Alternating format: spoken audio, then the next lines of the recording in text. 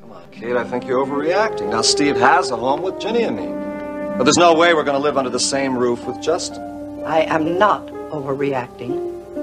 Doc Willard said that Steve could be on the verge of a nervous breakdown. If you take him away from here, it might be the very thing that would push him over the edge. Well, I'm not saying we have to take him away right now. We'll wait until he gets better. I don't think he should be moved from here at all.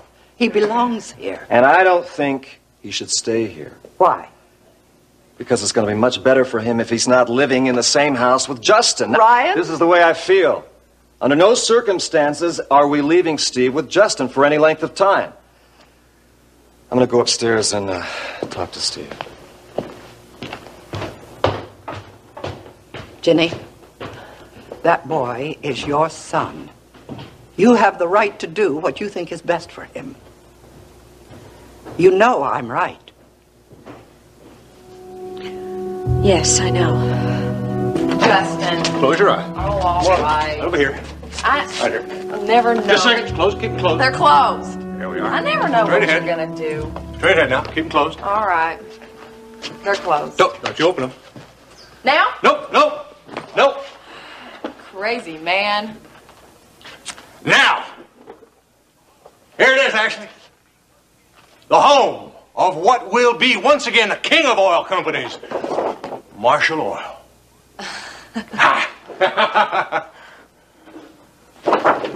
It's enormous. Yeah.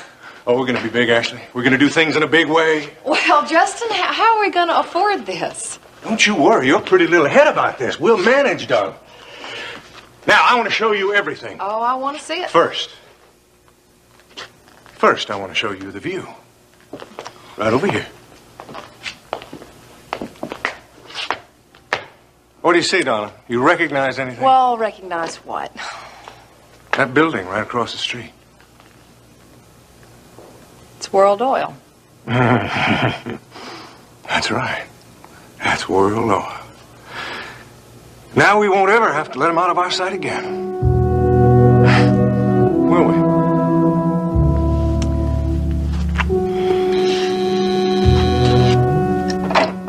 Yes.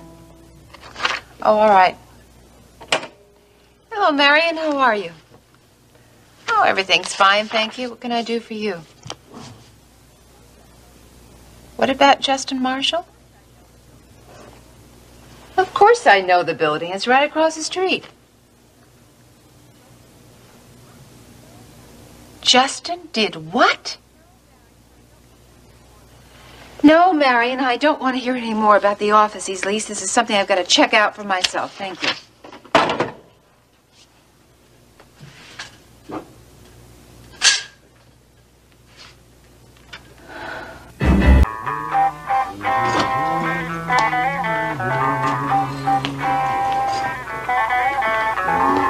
Roy is not back yet? Haven't seen him, doll. But that audio man finally called. He said he's dropped by a little later. Well, that's good. Listen, if Andy calls about rehearsal, would you tell him I'm at my Aunt Mag's? Will do. Hey, hang on a second. You going over there now? That's what I said, isn't it? Yeah, I guess you did. Want some company? What? Well, from what I hear, your Aunt Maggie makes the best chili in this part of Texas, if not all Texas. You wouldn't mind if I tagged along now, would you? Yes, I would. Listen, I don't know if you know this, but my aunt doesn't want Ruby anywhere near her place. That goes for her friends, too. Hey, you got it all wrong, doll. Oh, do I? Yeah. I told you before, Ruby and I aren't really friends. She's just my manager, that's it.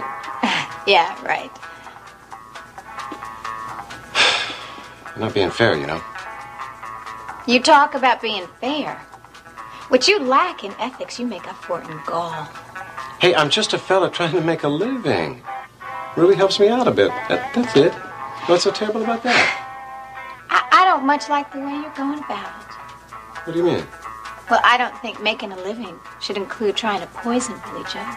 Hey, I told you before, that was all Ruby's idea. I didn't want any part of it. Oh, and you just couldn't say no, could you? Well, you know Ruby. She's a pretty fast talker. Oh, come on, Bo. You don't expect me to believe this, do you? You're every bit as guilty as Ruby is, and you know it. Hey, Elena, I was really hoping you and I could be friends. Well, why would you want that, Bo?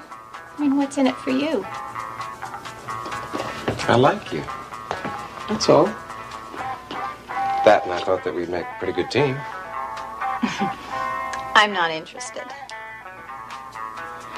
There's something else I want to tell you, Lena. Yeah? I'm real sorry if there's anything that I've done to upset you. Are you? Yeah, I am. And, well, I don't suppose you really be wanting this now. What is that? Oh, it's nothing really. Stupid idea. See, after I went back to my motel room after you left, and I wanted to sort of make it up to you, but I guess I'm really a dope. See, I wrote you this song, but I guess you're not going to want it now. I wanted to give it to you as kind of a peace offering.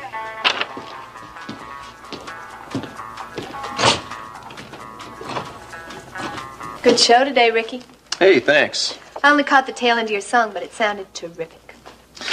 Well, the singing part was okay, but the rest of the show was a mess. A mess? Well, what happened? Phil Roberts was trying to freeze Billy Joe out of the whole show today. Are those two fighting again? Well, Phil Roberts is, that's for sure. And what about Billy Joe? Billy Joe was trying to make peace with the guy, and he just told Billy Joe to buzz off. What's eating Phil? Well, I guess he's got a right to be upset. Why? I'd be upset, too, if somebody was accusing me of having poisoned someone. Billy Joe did that? He accused Phil? Well, he didn't come right out and say it, but that's the rumor that's going around the studio. Everybody's talking about it, and I wouldn't be at all surprised if Phil hasn't heard it. Where's Billy Joe? I think he went back into his dressing room. Well, I gotta go talk to him.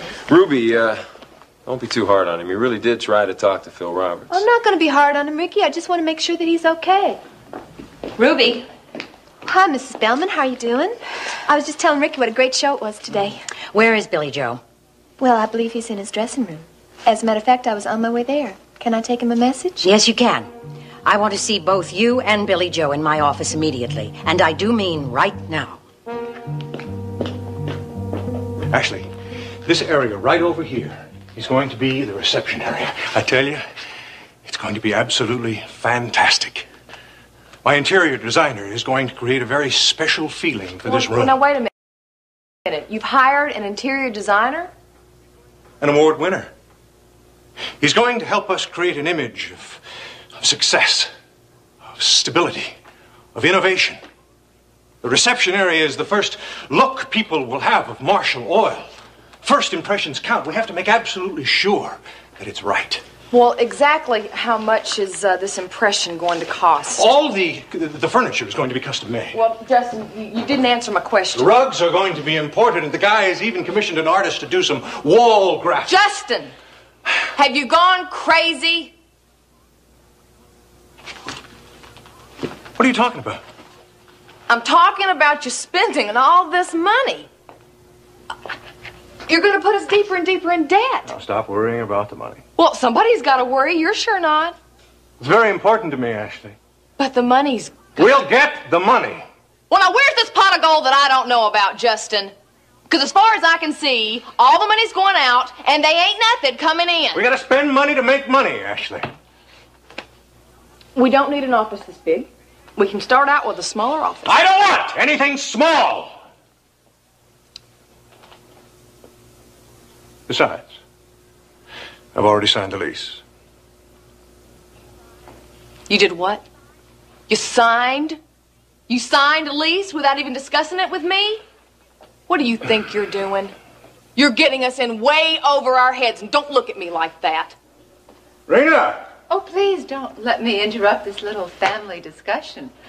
What a pleasant surprise, Rena. I don't think so, Justin.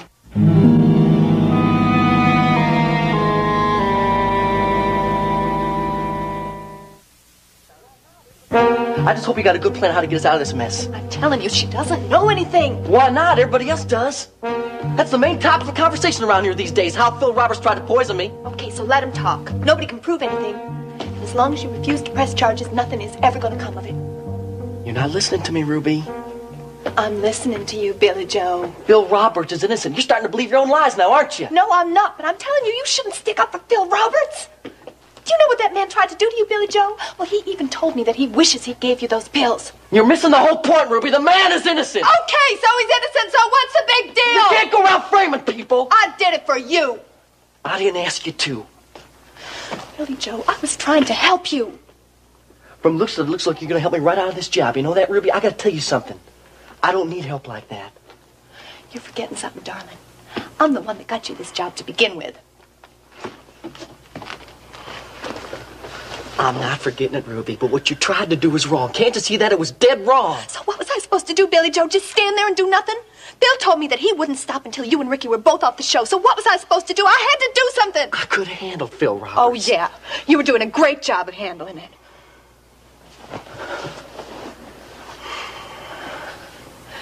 Look. It's going to be okay. Just stop worrying. Trust me. I'm probably going to lose my job, and you're telling me to trust you. Billy Joe, you are not going to lose your job.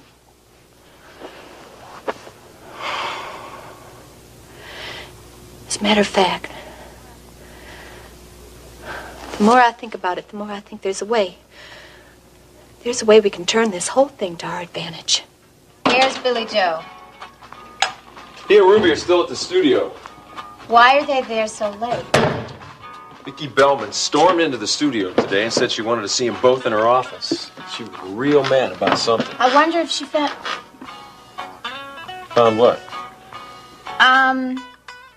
If she found out that Phil Roberts and Billy Joe aren't getting along so well. Elena, that's no big news. Everybody at the studio knows about that.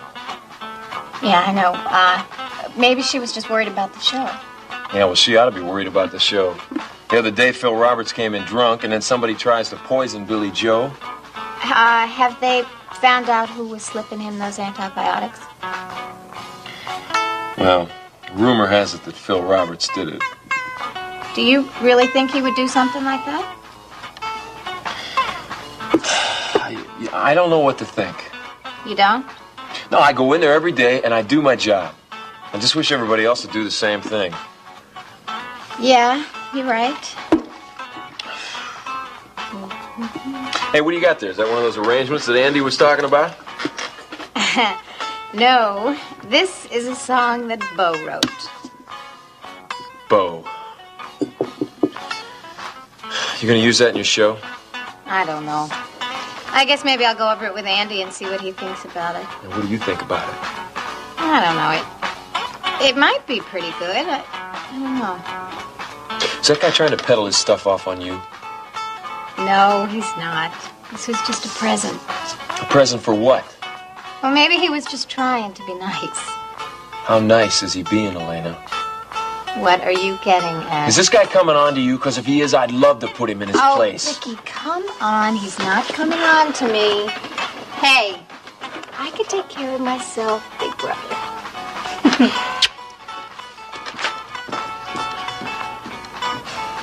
I'd be delighted to take you on a grand tour. You really amaze me, Justin. I'll take that as a compliment. I can't believe that you actually have the gall to set up your office right across the street from World Oil. Well, I like to keep my eye on the competition. Do you really think that this rinky-dink operation of yours is in the same league as World Oil? We're moving in. We're going to kick you right out of first place before you know it. Oh, please don't make me laugh. I don't hear anybody laughing. I didn't mean to eavesdrop, Ashley, but I gather you're not too thrilled with this. Ashley and I disagreed on the color scheme that the interior designer suggested. The interior designer? That's right. Am I supposed to be impressed? Oh, you will be. This office is going to be the most gorgeous thing that you've ever seen, and yes, I am very thrilled about it. Well, I'm not. Frankly, I'm surprised you've been able to get an office in this building. I really thought this was a classier neighborhood. It's a very good neighborhood. It's a very good landlady. One I'm sure you'd approve of. What are you getting at? Your mother owns this building. I've leased this space from her. My mother? That's right. She owns this building? You didn't know. My. It is getting late. You'll excuse me. Rena, I have some business to take care of. Justin. Yeah. I need to speak with you. Later, darling, at the ranch. Listen, you won't forget to make an appointment with the doctor for later this week? Justin. That's a good girl. Bye.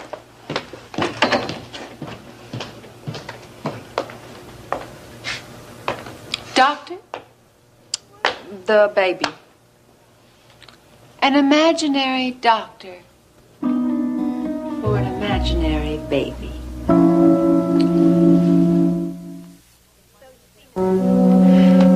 So you see, Mrs. Bellman, this whole thing has just been one terrible mistake. A mistake? Yes. You see, Billy Joe woke up with a terrible sore throat the other morning. And he was petrified that it would interfere with his job. I told him to go to the doctor, but he refused because he knew that the doctor was going to make him go to bed, and he was afraid that he would miss out on his work. Now, you can understand that, can't you? Yes, Ruby, I can understand. Will you please get to the point? Well, there was this old prescription in the medicine closet, and, well, Billy Joe just started taking it. Are you saying that Billy Joe gave himself an overdose of trachomycin? That's right. And you see, by the time he got to the hospital and they figured out what was causing all the damage, Billy Joe just became too embarrassed to tell anybody about it.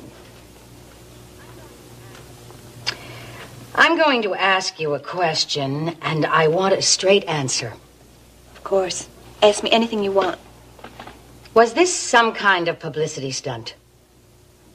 A publicity stunt? That's right. Oh, no, Mrs. Bellman, no. How could you ever think I would do something like that? Because I find your story difficult to believe. I know, but it's true. See, Billy Joe made one little mistake. But I don't think you can really blame him because of all the tremendous pressure that he has been under. What pressure? Oh, I think I said too much already. Ruby, please. Well, Mrs. Bellman, I get so mad at myself sometimes because when I feel there's an injustice being done to somebody, I just can't keep my mouth shut. What injustice? Well, I guess you know by now that Billy Joe and Phil have been fighting a lot lately. Mm-hmm. And believe me, I am the last person who would ever say anything against another performer. But Phil has done some terrible things to Billy Joe. He has upset him so much that half the time, poor Billy Joe doesn't even know if he is coming or going. Look, Mrs. Bellman, I want you to know that I'm very sorry about what's happened here. Believe me, I never meant for anybody to think that Phil Roberts gave me those pills. Now, first thing tomorrow morning, I'm going to talk to Phil Roberts, and I'm going to apologize to him, and I'm sure we're going to work out some way we can settle this whole thing once and for all. Yes, well, I think an apology is in order, Billy Joe, but I don't think it's going to solve any long-term problems. Long-term problems I don't understand, Miss Bellman. I saw the show today. And quite frankly, I have very serious doubts about the viability of a show as long as this friction exists between the both of you. No, I'm sure we can work this thing out. We're going to work it out. I'm not quite so sure, Billy Joe. I'm afraid the animosity is always going to be there. I completely agree with you, Mrs. Bellman. And that's why I'm so glad we could have this little talk today. Because, you know, with Billy Joe and Phil fighting, well, the show just isn't going to be good. So don't you think it's about time we talked about Billy Joe getting a show of his own? Now, Miss Rena, I hardly see how my doctor's appointment is any of your business. And I don't see why you're so concerned. Well, now, what's that supposed to mean? You're not pregnant, Ashley. Oh, Rena. So I don't understand why you continue going on with this ridiculous exercise. Unless, of course, Justin is still buying it. You know that I have test reports to prove that I'm pregnant. They could be falsified.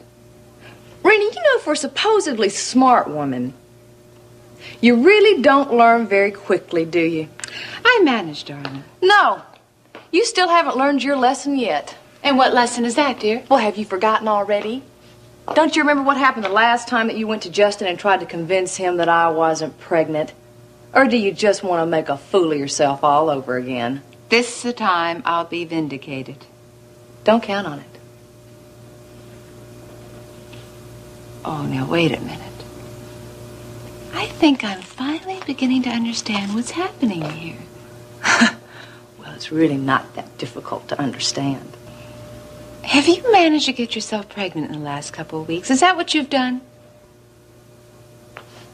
That is something we're not even going to discuss. That is between Justin and me. I want to give you a little advice, Oh, Ashley, please for spare your own me. business. You're going to have to face this eventually. Oh, well, I can't wait. A lot of people are going to be counting the months of your pregnancy. If indeed you are pregnant now. Lady, mind your own business. I am. I always do. And just how do you figure that? You see, Justin is my business. Since you're his wife, claiming to be carrying his child, that also makes you my business. I intend to make Justin's life very unpleasant. Therefore, I'll make your life unpleasant too, Ashley.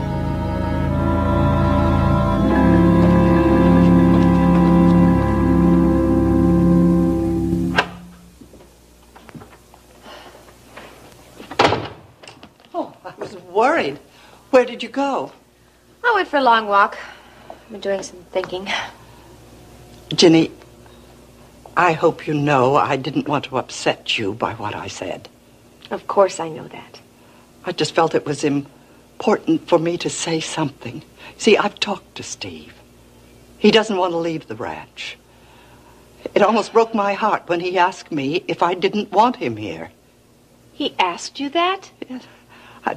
I didn't know what to say. How can a boy his age understand what's been going on here? He can't understand. Damn, if it only weren't for Justin. Oh, I know, Ginny. If Justin weren't my grandson, I'd know. I know exactly how Ryan feels. And you've got to think about Ryan's feelings, too. No matter what decision I make, I'm going to hurt somebody. I don't know what to do, Kate. Well, the two of you are going to have to sit down and decide what's important, and you can't wait too long to make that decision. Steve's feeling a little stronger. Well, I think I'd better go start supper. The two of you will be here, won't you? Yes, we will. Yeah, we're both going to stay here tonight. I'm glad, Ryan. Thank you, Ryan. Oh, I didn't want to leave you here all by yourself. You know what? I think our worries are almost behind us. What do you mean? Well, I got Steve to talking a little, and I even made him smile. Honey, the only thing wrong with Steve is he's just weak from lack of food and rest, that's all. No, I think it's much more than that. Hey, he's had a tough time with Barrett. Now, you got to give him some kind of credit. What are you talking about? He's a strong boy. He's going to bounce back. I'm not so sure. Well, I am. Ryan, I've been wandering around all afternoon, doing some thinking. Oh, what? I don't think we should take Steve away from here. Honey, you're not going to start this again, are you? Ginny? I've made a decision. What? I think that we ought to stay here and live on the ranch, permanently. I thought I went through this whole thing with you before. I'm not going to live here with Justin. I know. Thought you understood that. I do. But Steve's health and welfare is very important to me. I have to consider what's best for my son. You think it's that important to Steve, right? Yes, I do. I think Kate was right. Dr. Willard told her what the consequences would be if we took him away from here. Ginny, I can't stay here. Honey, don't force me to choose between you and Stephen. Oh, I don't know what I'm going to do. Look, we shouldn't be fighting like this. Huh? I know. I don't want to fight with you either. Steve's going to get better, and it's going to take a little bit of time. We don't have to come up with a decision right now, do we? I think we do. What's the big rush? Because Stephen needs to know how much we love him, and that he's got a permanent home right here. We can't let him feel secure and then tear him away again. Then the same situation will happen all over. Now, I'm going to go up to his room and see him. Don't say anything to him right now, okay? till we talk this over a little more? All right, I'm not going to say anything to him, Ryan. But I'm telling you something. I've made my decision. And so have I. And it looks like we have a great big problem now, doesn't it?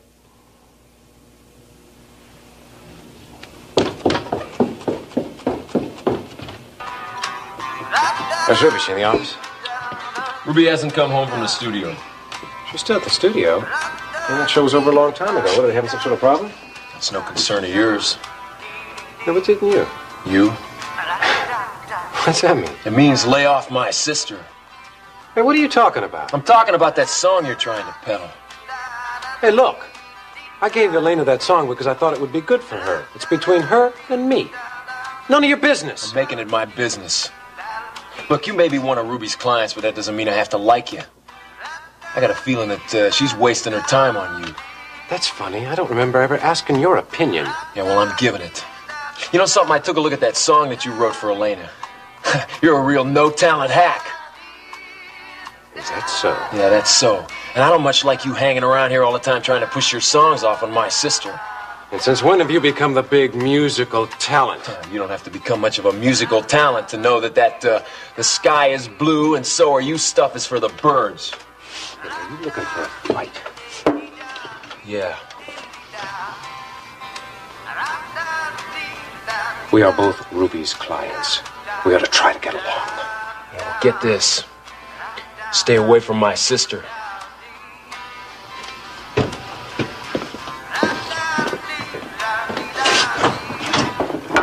I was just up to see Steve. He seems fine. He isn't fine. Well, he doesn't seem to be in any pain or anything, Grandma. Well, I'm taking this up to him. I gotta go down to the barn. One of the mares came up lame, actually. Justin, wait just a minute. What is it, Donna? I think we need to finish our discussion that Miss Rena interrupted this afternoon. I really think I have to go down and see this mare. Now, Justin, don't change the subject. What subject is that you're talking about? You know good and well what subject. The one that's near and dear to your heart. Money. What about it? You're spending too much of it. I told you not to worry about the Well, money. now, Justin, I am worried. You know, I did a little research on the office this afternoon. It costs a fortune. We'll manage. Well, I'm not so sure about that. Your little interior decorator came in there today, said that some of your imports were going to be a little late. Imports? Justin, you can't keep spending money like this. We're going to end up having to declare bankruptcy before we ever even get the office open. Ashley, it's none of your business how much money I'm spending. As long as I'm your wife, I make it my business. Now, I don't know why you have to have everything always, all at one time. Do I need to remind you that all that Marshall Oil has is an option on some gas stations? Those are potential gold mines. I got high hopes for those stations. Well, big ideas take big money, and you don't have it. Damn it, Ashley! Last thing I need is your harping at me like this. I'm going to spend that money any damn way I please, and I expect you to stand behind me on this. Well, let's eat.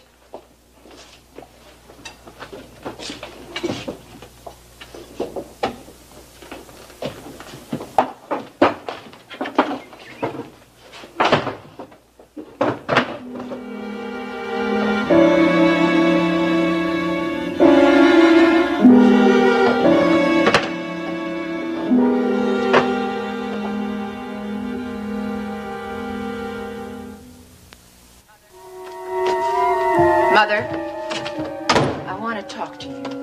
Hello, Rena. I don't know how my own mother could do this to me. Do what? Oh, you know very well what I'm talking about. I don't have the slightest idea. Justin Marshall.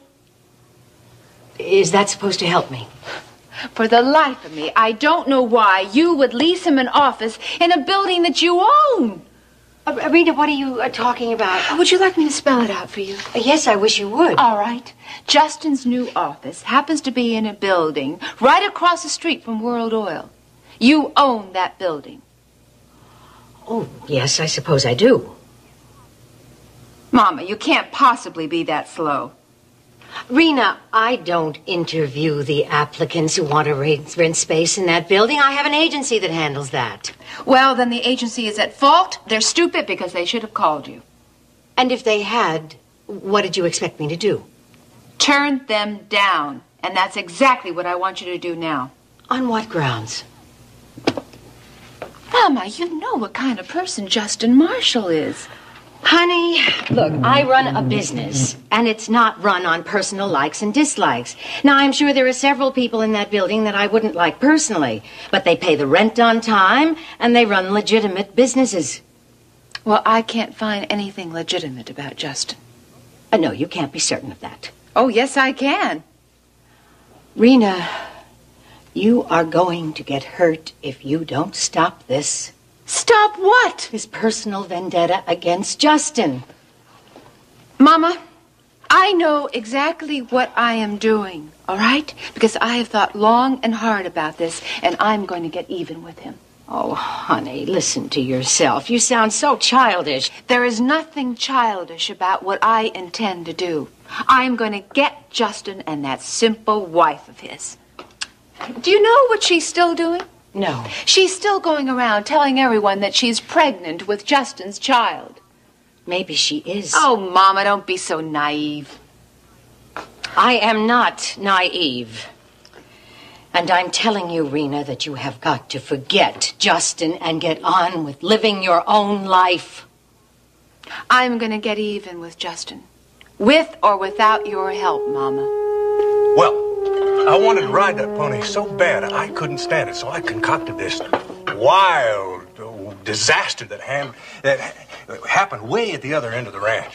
And while they were all out trying to find out what happened, I rode Black Thunder. Oh, I remember how smug I felt, thinking I'd tricked all of you. Yeah. Yeah. Well, Steve really got a kick out of that. Yeah. He really did. You know, I think Steve enjoys this ranch as much as I did when I was growing up. Mm-hmm.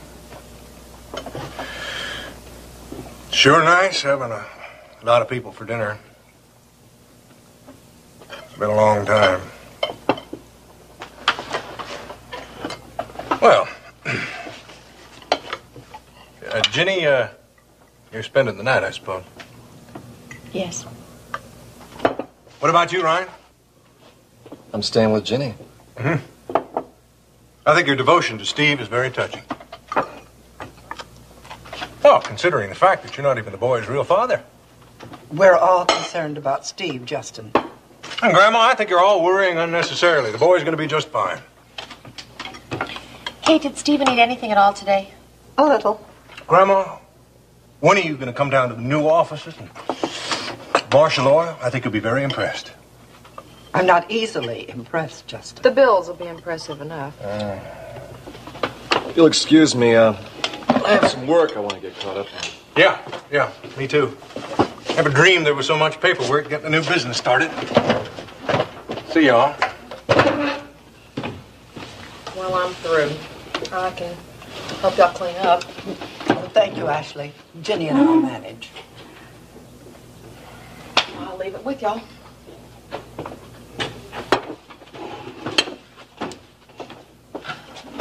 Ginny, what's wrong? I've decided to stay out at the ranch for Steve's sake. And Ryan doesn't want to live here with Justin. What am I going to do? We'll figure out something.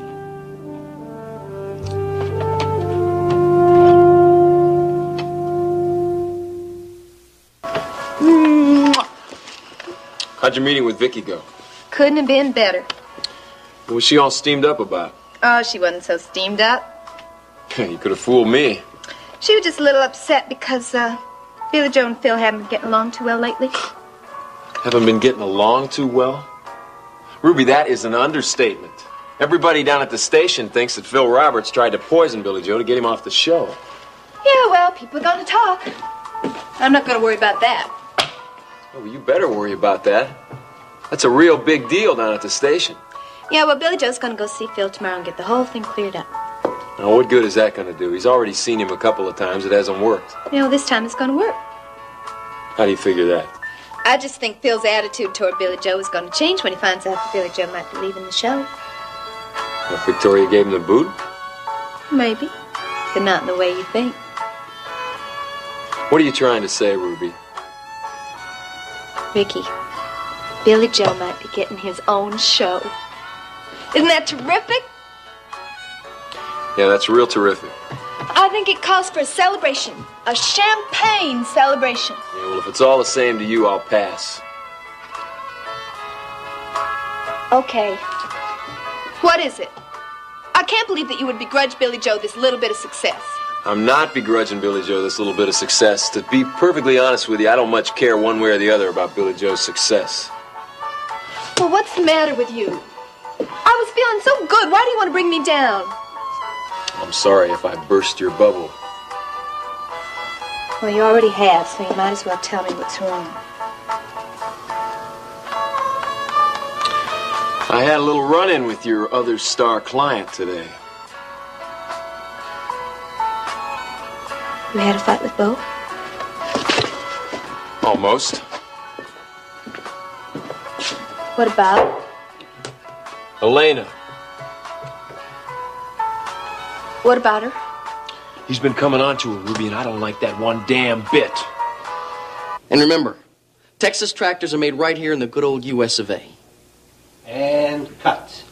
How was that? You want to do it again? No, that was a take, and I'll take these, thank you. All righty. Thank you, David.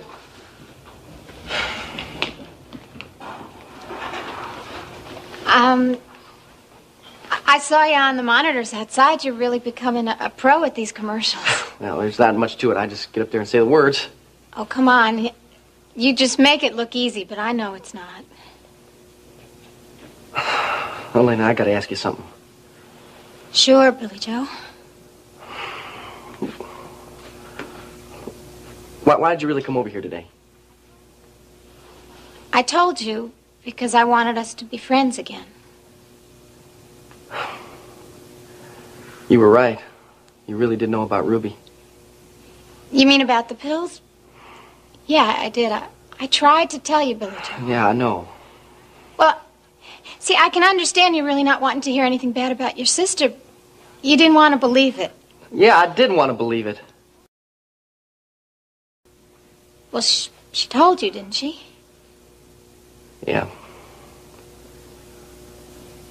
Elena, I owe you an apology.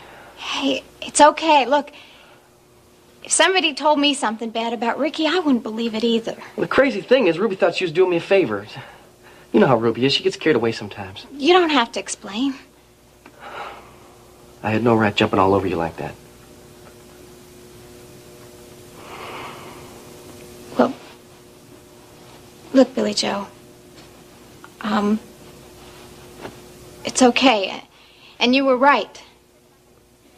That you said that I haven't been very much of a friend to you, and maybe I haven't, but I'm going to change that all from now on. Justin?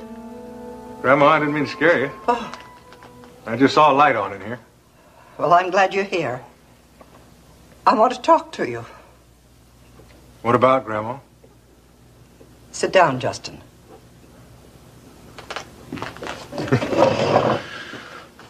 Well,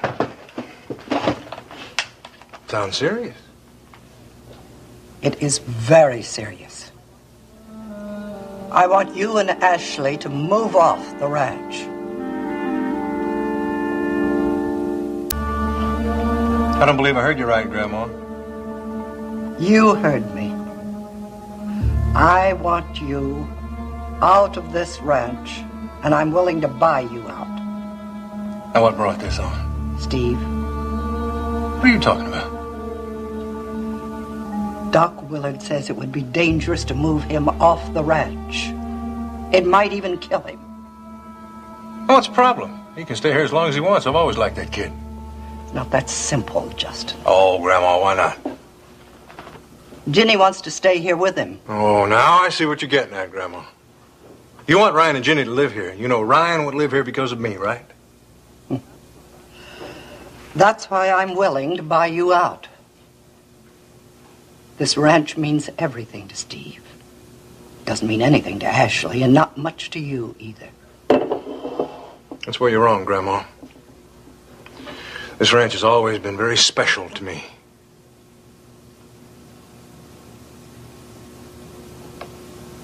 All right. All right. What does that mean? This is very important to you, isn't it? You know it is.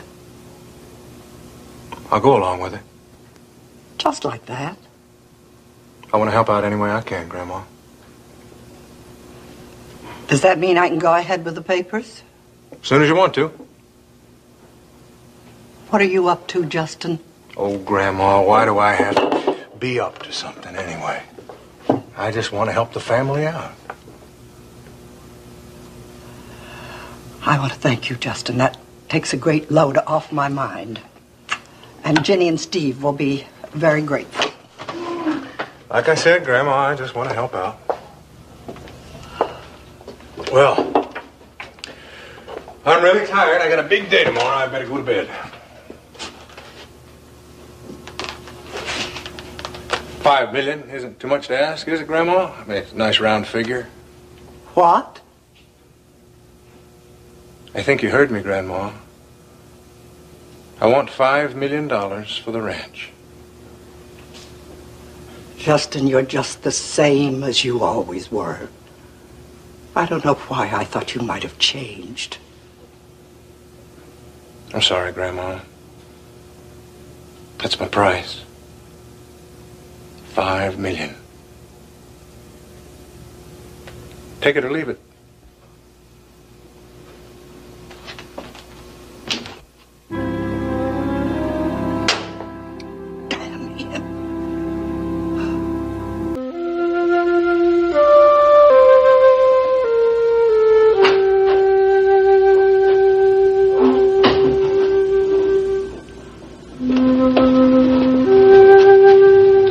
Thank you, Vivian. Vivian? Yes, ma'am. Aren't you going to speak to me at all this morning? No, ma'am, I'm not. May I know the reason? You already know the reason, Mrs. Wheeler. There's no sense in my telling you something you already know. So that's it. You can't stay angry with me forever. Yes, ma'am, I can. Unless you change your mind about leaving Houston.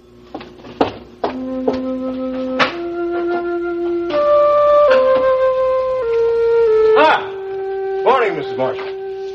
You were sure in a hurry to leave the ranch this morning. Well, I had a lot of work to do today. I had to get a head start. I didn't even see you. Actually, what is this? You were asleep when I left. I didn't want to wake you up, that's all. Thought maybe you were avoiding me. Avoiding you? Why would I want to avoid you? Because of all of this. Oh. What about it? You still haven't explained to me how you intend to pay for it. Well, it's really quite simple. I plan to sell the ranch to Grandma for $5 million.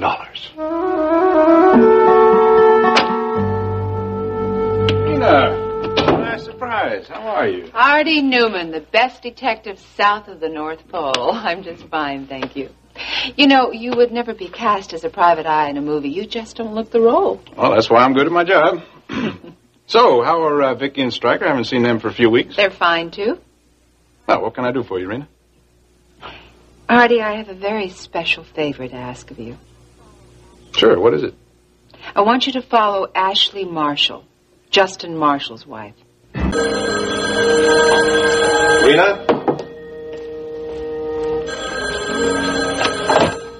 Rena Decker's office. Well, Mrs. Decker will be back in a moment. Let me take a message. Your name?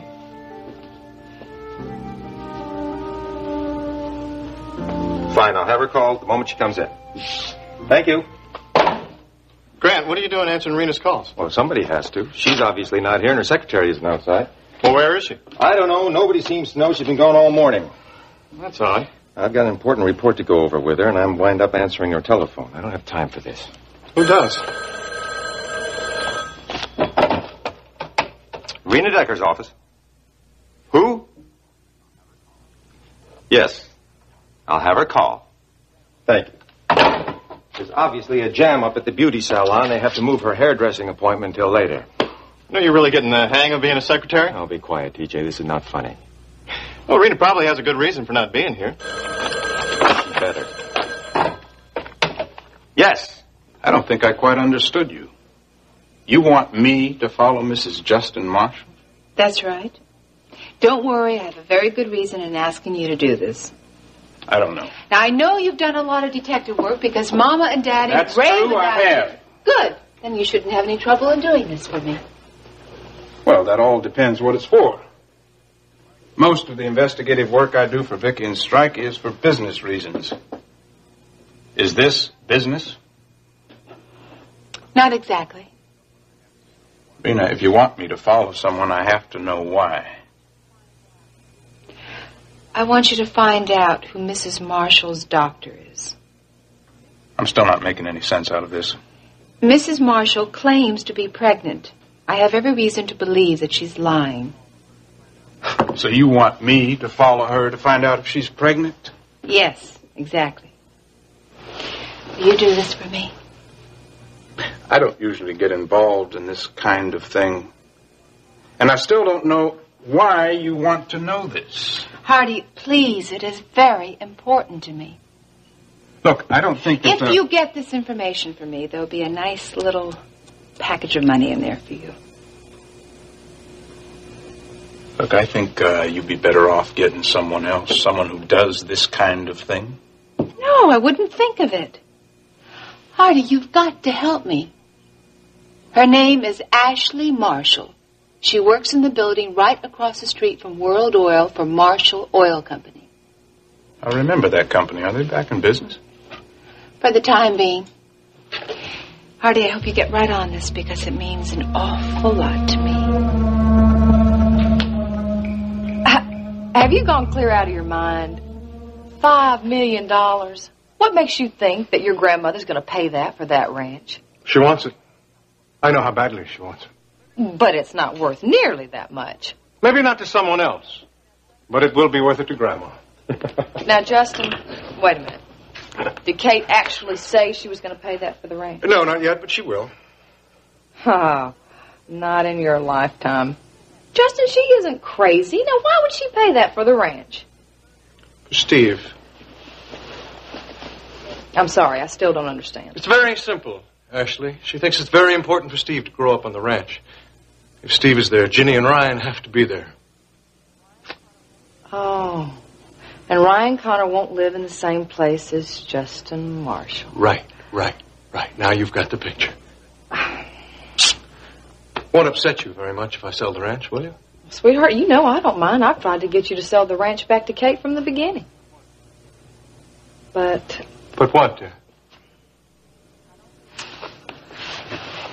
I don't think you're going to get that kind of money for it.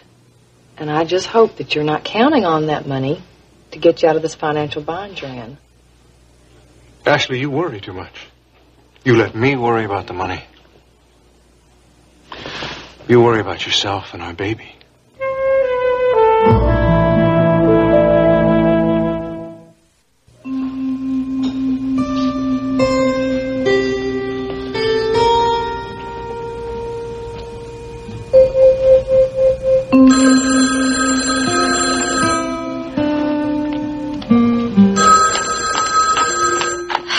Hello, Page One Boutique. Nita speaking. May I help you? Oh, yeah. Yeah, sure.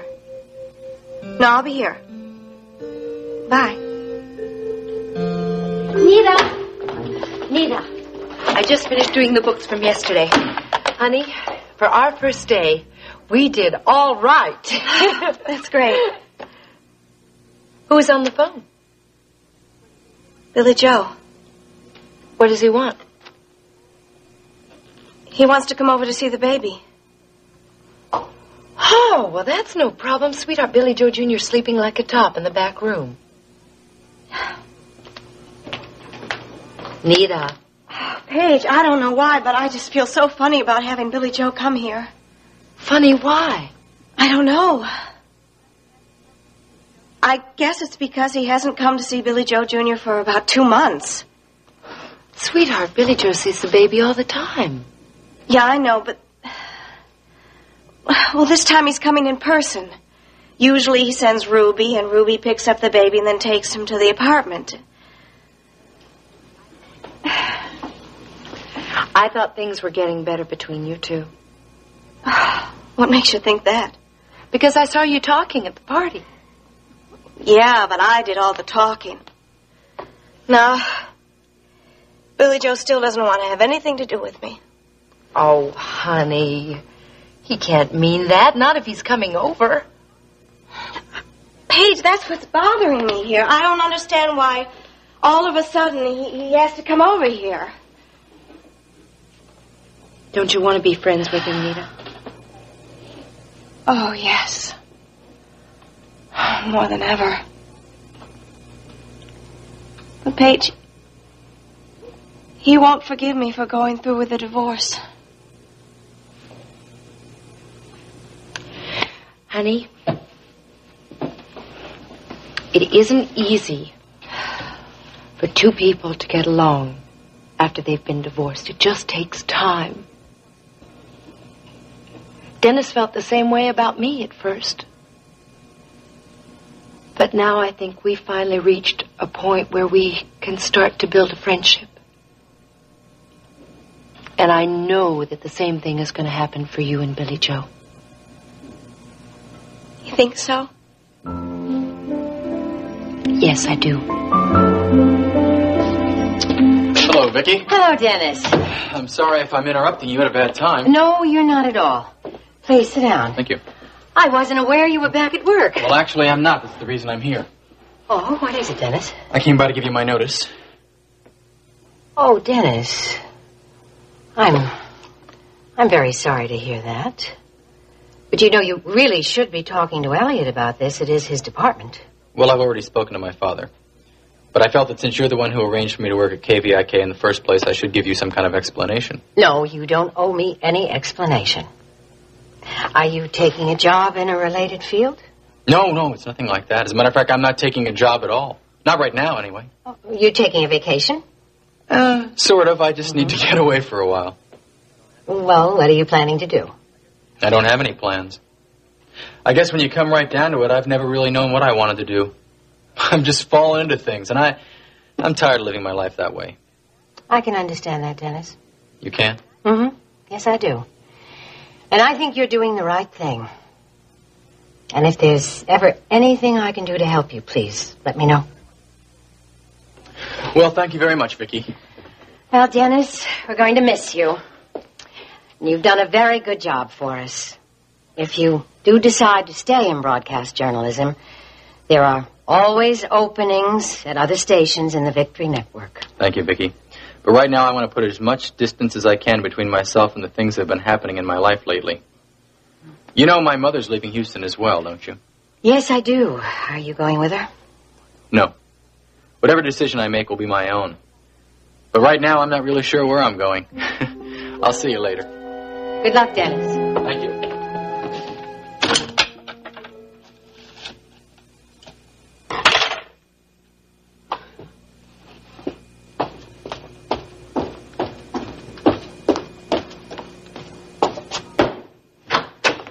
Vivian. Oh, Mr. Wheeler, am I ever glad to see you.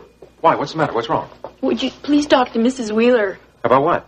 about her leaving Houston? She kept that a secret from you because she didn't want you to talk her out of it. Oh, Vivian, she didn't keep it a secret from me. She told me about it yesterday. I just didn't take her seriously. Well, you're wrong, Mr. Wheeler. Believe me, I know her. I know she's very serious about Vivian, leaving. I don't know what... You just can't let her do this. Got to make her see that she's just running away. Vivian, I can't stop Mrs. Wheeler from leaving Houston if she's made up her mind. See, the thing is that she keeps saying that she's made a mess of things here, and in a way, of course, that's true. But, Mr. Wheeler, there's so many people who wanted to stay here. I'm going to be in the kitchen, so just tell me when you finish talking to her.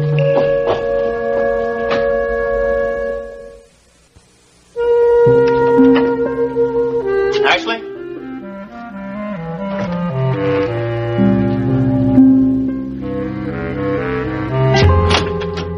Ashley?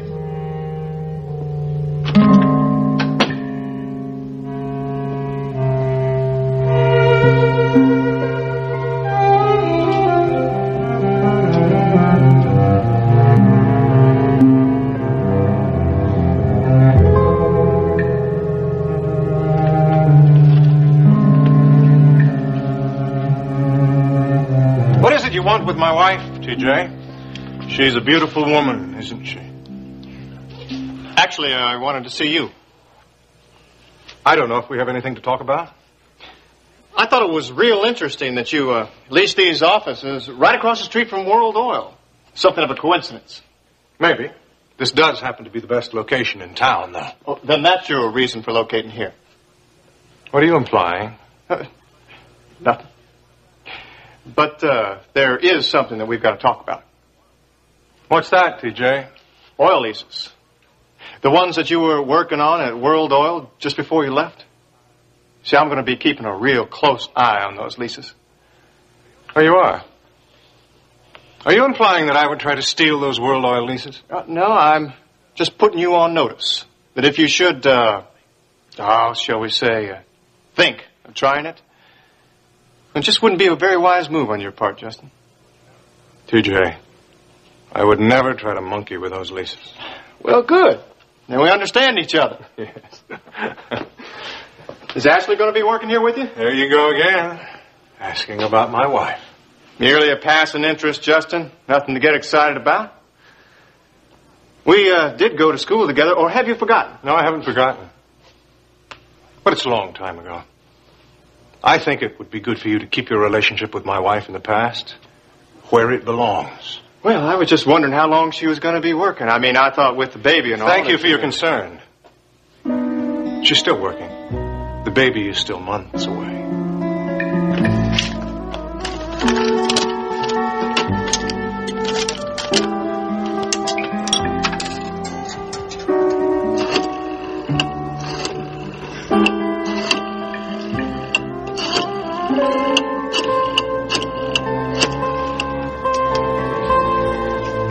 Yes. May I speak to Dr. Kirkman, please?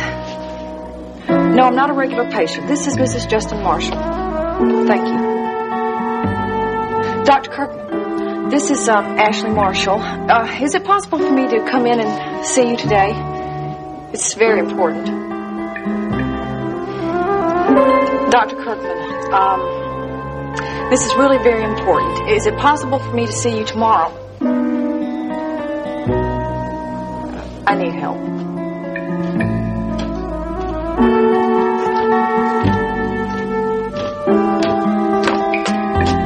Grant, what are you doing home in the middle of the morning? Vivian called me at the office, said there was an emergency here, asked me to come right home, and I find out that the emergency is you.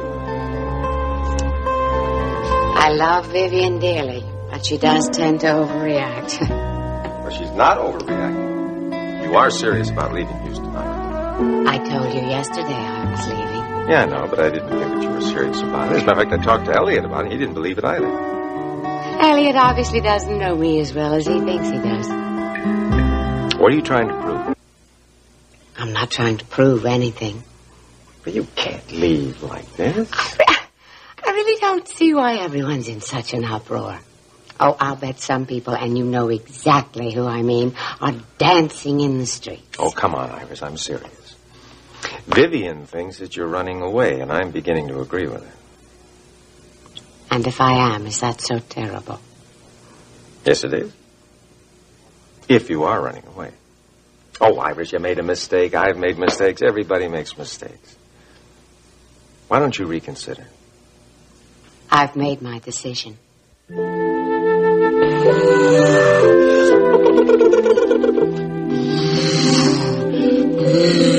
Hey there, buddy. Huh? Watch me. Look, what's he doing? Huh? Yeah. Yeah, it's your daddy. Little buddy. Huh? Yeah. Watch this. Watch it. Fuck it. Watch it.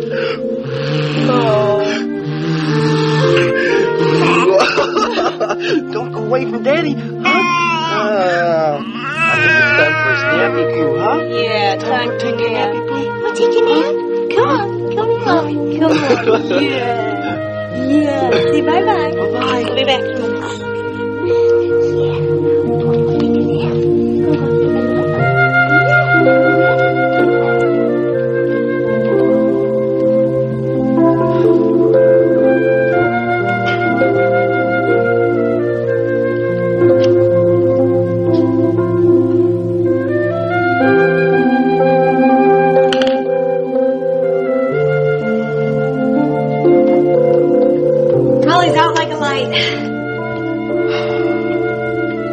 He seems to like it here at the boutique.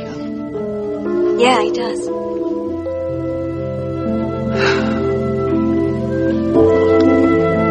I'm glad you came, Billy Joe. I'm real glad.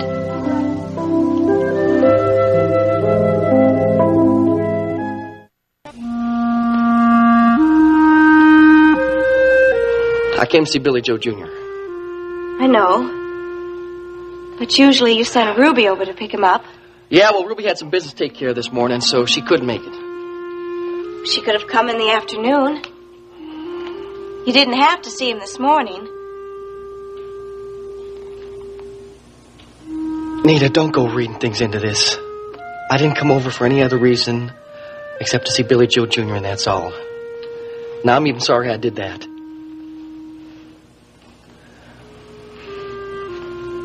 Billy Joe. What? We can't go on like this, not talking to each other, not ever seeing each other. It's no good, Nita. It's not natural. I want us to be friends. You should have thought all about that before we went and got that divorce, darling. I didn't make the decision. It was your choice, Nita, not mine. Why do you keep on doing this? Why do you keep on punishing me for divorcing you? I'm going to keep it up, darling. It's just like a divorce, permanent. Other people get divorced. They work things out. I am working things out. I'm working things out so I don't have anything to do with you. Now, if you have trouble dealing with that, Nita, that's your problem. You brought this all on yourself. You got what you wanted. I hope you're happy.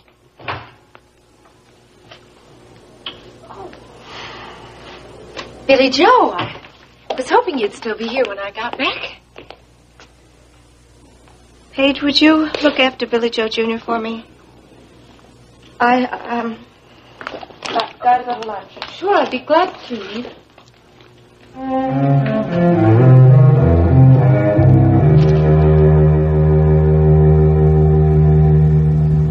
Mom's in the living room. What's the matter with Vivian? She mad at me? No. She's upset about my leaving Houston. Well, it's just as well she's not going to be here for what I came to say to you then. And what is that? I'm leaving Houston, too. What on earth are you talking about? I have made up my mind. I am leaving. Why? Why are you leaving? I've learned a lot about myself in the last couple of months. I just want to start all over again and put all the mistakes I've made behind me. Dennis, have you really thought this through? Yes, I have. And I am leaving, believe me. Grant and Vivian think that I'm running away. Don't you think you're doing the same thing? Mom, I'm not running away from anything. I'm running towards something. The only thing is, I just don't know what it is yet. Isn't Nita all right? No, she isn't. What is it, Billy Joe? I'm not sure I know. Did you two have a fight? I guess I shouldn't have come over here. Billy Joe, I think it is very important that you come here and see Nita and the baby. It only causes trouble every time I do. You and Nita have to work things out. You have to come to some sort of understanding. I don't want to work things out. I just want to be able to see my son. Okay. All right. I understand. But Nita is still the mother of your child. Every time I'm around her, I just want to hurt her. It's because you still love her. Deep down inside. Of course I love her. Of course I love her. That's what I told the judge at the divorce hearing. I told the judge that. I told Nita. I even told that fancy lawyer of hers, but it didn't make much difference to anybody, not did it? Nita wants to be your friend, Billy Joe. Oh, is that what Nita wants? To be my friend? Well, what about me? What about what I want? Nobody seems to care a whole lot about that now. Now, that's not true. Yes, it is. He just says she wants to be friends, and old Billy Joe's supposed to just jump up and be friends. Let me tell you something. It just isn't easy to be just friends with somebody that you really love. I either want Nita to be my wife, or I don't want anything to do with her at all.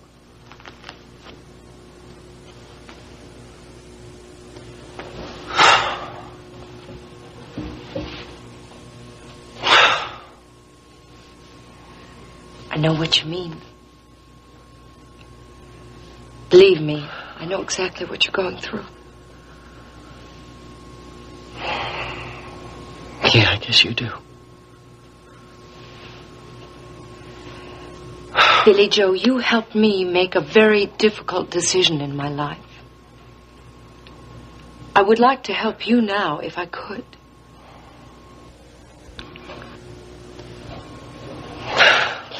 Look, Paige, I appreciate your concern, really I do. But the best way you can help me is just stay out of it, please, okay?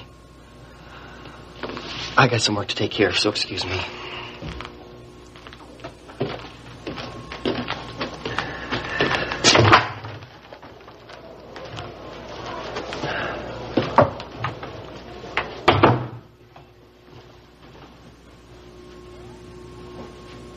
Well, if it isn't my big brother, Justin.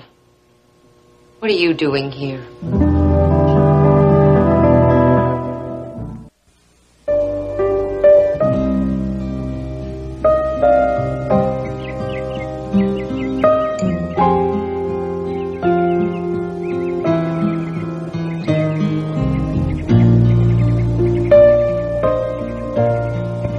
I can't seem to do anything right anymore.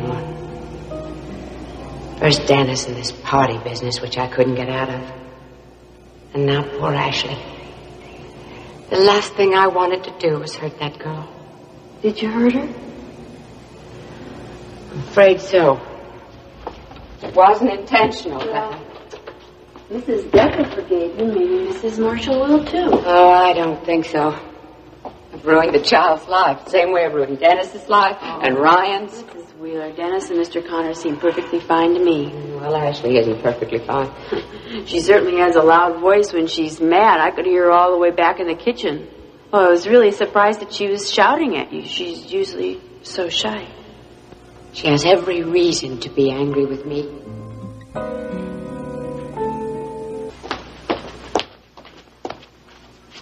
I came to ask what you want for lunch. Never mind lunch. I want to have a talk with you. I don't want to talk, Mrs. Wheeler. Vivi, we can't go on this way.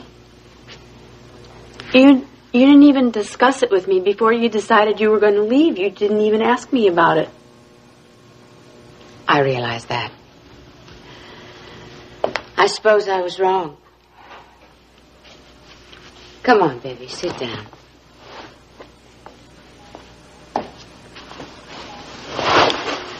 I followed you all the way from Bay City to Houston because I thought you needed me. I don't know what I would have done without you. And I worked for you when you were Mrs. Bancroft and when you were Miss whoever you were in between and when you were Mrs. Wheeler. And I stood by you when you were in all kinds of trouble. I just feel like you're abandoning me. Oh, Vivi. You've always been a wonderful friend. Good and loyal to me. But you must understand I made a mess of too many people's lives. You always meant well, Mrs. Wheeler. You always thought whatever you were doing was for the best. Thank you. But you know what I'm saying is true. You know it because I heard you admitting it to Grant. But that doesn't mean you should be running away from everything. That you should be wasting your life and throwing it away. It's for the best. Thing is, it would be different if you knew where you were going, if you were going for some positive reason, but just running off, that's just terrible. You should be leaving to do something. If Mr. Wheeler was looking at you down from heaven, he would be shocked. You're right. He would be.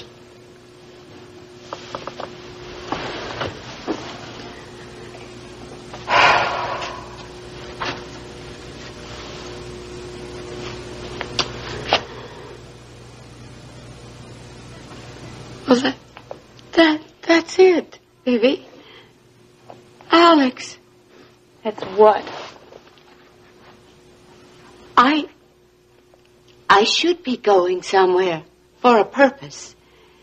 Dennis said that he was running toward something. I don't understand. Well, I do. The Rockefellers and the Fords, that's it. They all have foundations. I could move to New York and create the Alex Wheeler Foundation. What?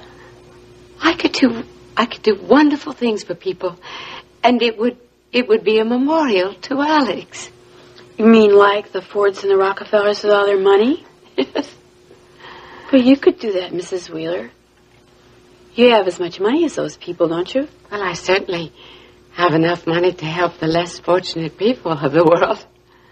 That's the answer, Phoebe. I'll go to New York and create a foundation in Alex's name. Rena, Hello, Grant. where have you been? Oh, what's gotten you? I've been looking for you all morning. Oh, well, I have some important business to take care of. Rena, your business is in this office. I had something this morning that I had discussed with you that was very urgent. Other people have been looking for it. Do you see how many telephone messages you have? Well, yes, I'm going to take care of them. This is not a fashion show, Rena. I'm aware of that. Well, then where in the name of heaven have you been all morning when you're supposed to be in your office? I'd intended to be. Where were you? I said I had some important business to take care of. What business? It was personal. I don't care to discuss it. Rena, you cannot run this office this way. You didn't even phone in to say that you were going to be late. Well, I didn't realize it was going to throw this place into a tizzy. Do you understand the responsibilities of your job? Yes, I do, Grant. And I happen to take my responsibilities very seriously. Good. Because if you don't, you won't have the job very long. Are you threatening me? I'm trying to wake you up and get you to do your job. Otherwise, I'm going to have to ask you to step aside and let me get somebody in here who can do it. Look, Grant, you don't have to worry about that. I can do this job. I'm sure you can. That's why I'm talking to you this way. I'm surprised you're talking to me so harshly. I'm talking to you the way I would talk to anybody else. The fact that you're a woman won't mean that I'm going to pussyfoot around. That's not my style. Rena, you're a bright woman. And all I'm asking you to do is give this job your full attention.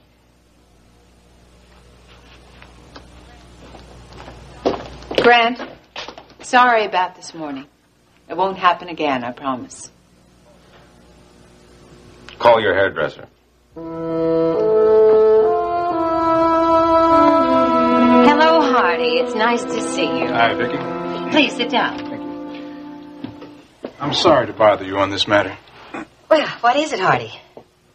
Well, I've been asked to do something, and I wanted to check it out with you before I went through with it. What do you mean? Rena?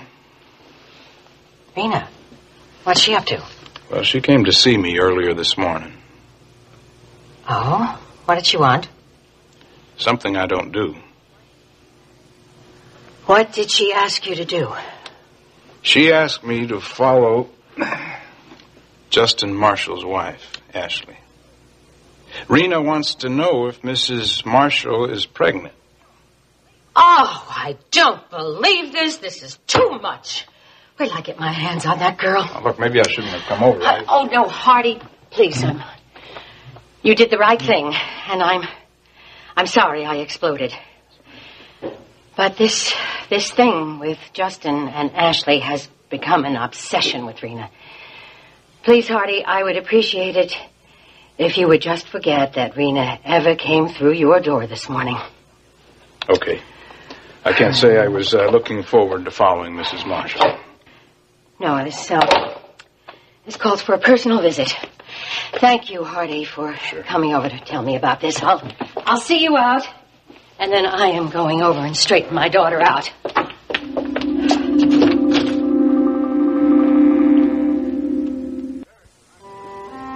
Very nice place you have here, Paige. Very classy.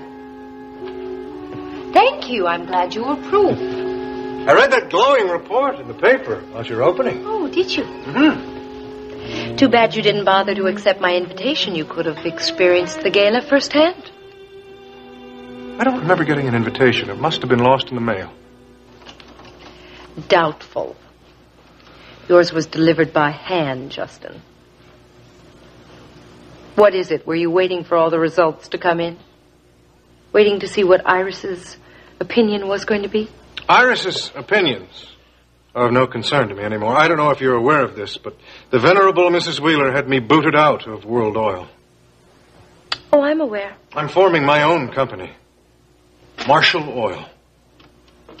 Really? Mm-hmm. I didn't know that. You see, I've been pretty busy the last couple of weeks getting the boutique ready for the opening. Mm. Actually, I'm not surprised at all that you didn't show up for the opening.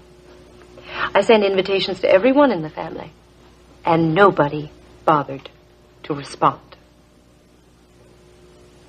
Doesn't that bother you, Paige? I was kind of hoping that Grandma might come.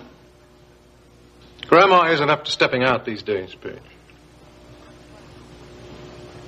Why are you here, Justin?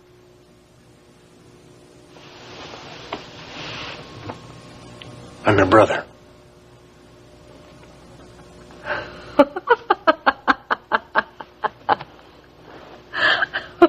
Really? What is it really, Just? You think that I'm going to be useful now that it looks like my boutique's going to be a success? We haven't been as close as we should be lately. I'd like to change all that. Oh, Nita, are you all right? Yeah, I'm fine. I'm sorry I rushed out like that. That's all right. Oh, have you met my brother, Justin? No. Oh, hello, Justin. Nita? Well, if you excuse me, can I go back into the back room and have my lunch? Oh, of course. Go right ahead. You call me if you need anything.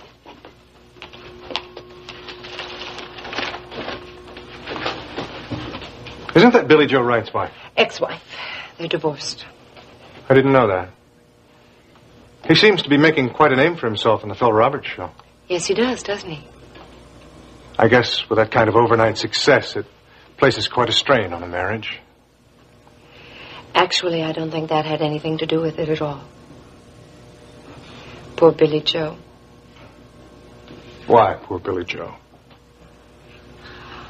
I just feel sorry for him. I was talking to Elliot this morning. He said that Vicki Bellman was trying to get him a show of his own. It should be the high point of his life. But if he doesn't work things out with Nita, I don't think it's going to mean very much to him. His own show? Justin, I probably shouldn't have told you that. I'd appreciate it if you wouldn't repeat it. I won't tell a soul. Promise? Cross my heart, hope to die. Oh, Ashley, thank you for coming right over. Well, you said it was important. It is important. I've made a decision, and I want to share it with you first. What is it? I'm moving to New York to set up a foundation. A what? A foundation. The Alex Wheeler Foundation. I'm going to use my money to help others improve their lives. What do you think? I don't know what to say. What inspired you to do this? It's my way of trying to make amends for all the trouble I've caused. And I think you can relate to that better than just about anyone because I've caused you so much trouble. Well, that's all over now. You haven't come to see me. You haven't even called me since the day I made the mistake of telling Rena that you weren't really pregnant. I'd really rather forget about that whole thing. You're right. It is best forgotten. Besides, things do seem to have worked out for the best, don't they? I beg your pardon? Well, you are pregnant after all. Well, I suppose it has turned out for the best. You are pregnant, aren't you? Well, of course I am. I'm so happy for you, darling. I love you very much. And I hope someday you'll forgive me for all the pain I caused you.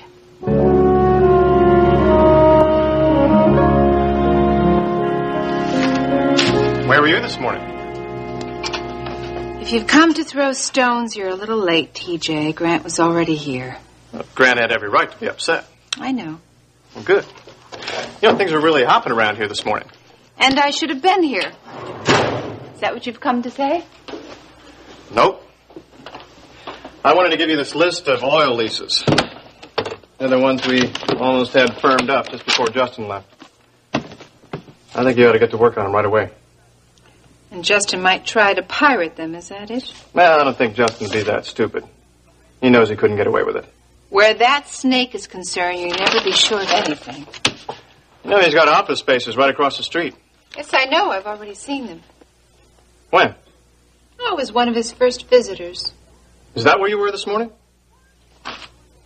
Why is everyone so damn interested in where I was this morning? Rena, what on earth do you think you're up to? Oh, what are you talking about? All right, young lady, I'll spell it out for you.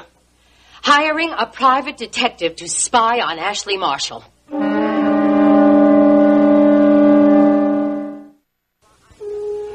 Mama, I don't think this is something we should discuss in front of TJ. I don't care who's here. Rena, if you're going to pull things like this, I am certainly not going to cover for you. I had my reasons for doing it. Of course you had your reasons. You hired a private detective to find out if Ashley Marshall was pregnant. Well, he had no business running to you. He's supposed to be a private detective. His kind of work is tied to business, not to the sordid kind of thing you asked him to do. He's not a two-bit operator. Mama. Now, Rena, I want you to lay off this thing with Justin and Ashley. Do you hear me? And I want you to promise me that you are not going to try to hire another private detective. All right. I promise I won't hire a detective. Leave it alone, Rena. Drop it. Right now.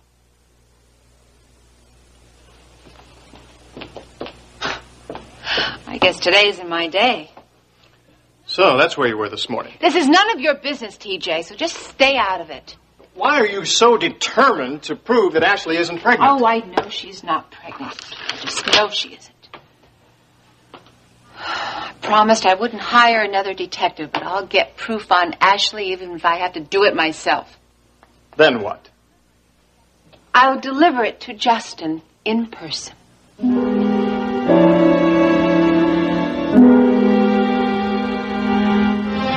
coming!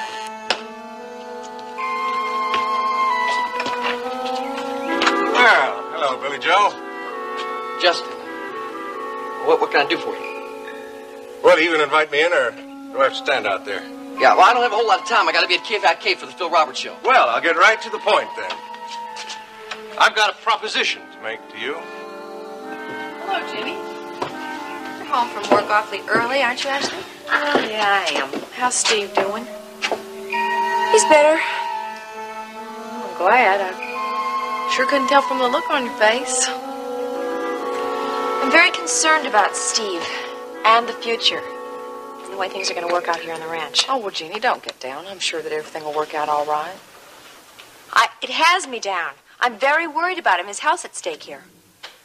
Well, yeah, I know, but... Maybe you'll understand, Ashley, when you have a child of your own.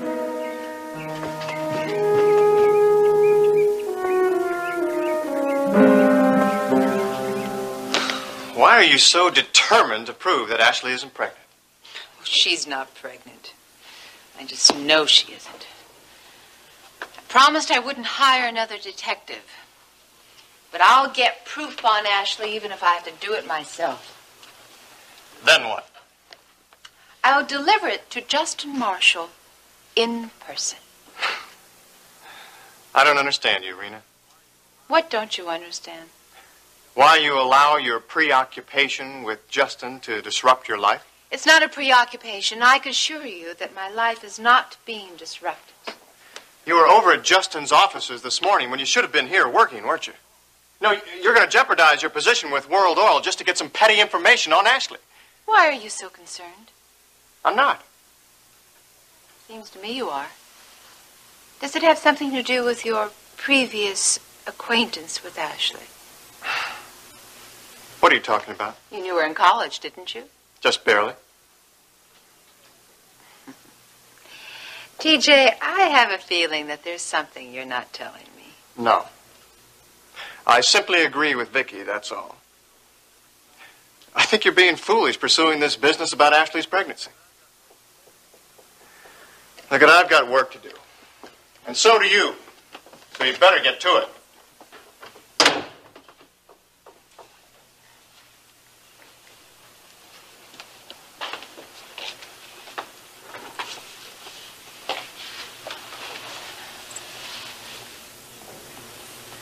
I'm going to get Ashley one way or another. Okay, thank you, Benita. Oh, and while I'm here, would you get those budget figures for me? Thank you, I'd appreciate it. Hello, Ricky. Oh, hello, Mrs. Bellman. Are you singing on the Phil Roberts show today? Yes, I am. Good. I've been meaning to tell you how very much I like you. Oh, well, thank you very much. Tell me, you know, you and Billy Joe have certainly done a great deal to help pick up the ratings. Well, from the last I heard, the ratings weren't all that high. Well, if you and Billy Joe hadn't been on the show, they would have been lower. Well, that's what I've heard. Thank you. How are things going on the show now? I mean, between you and Phil Roberts. Well, they're all right. I know he can be difficult to work with. He has a man with very strong ideas about how things should be done. Well, we did have a few run-ins in the beginning, but we seem to be going our own way now. He can be temperamental. Yes. Mrs. Bellman, my manager mentioned the possibility that Billy Joe might be getting his own show. Yes. I did discuss that with Ruby. How would you feel about that? Well, I don't think it would really matter to me one way or the other. You mean you're happy appearing on the Phil Roberts show? Because there's a possibility that you would be joining Billy Joe. Well, I just don't want to get tangled up in the mess.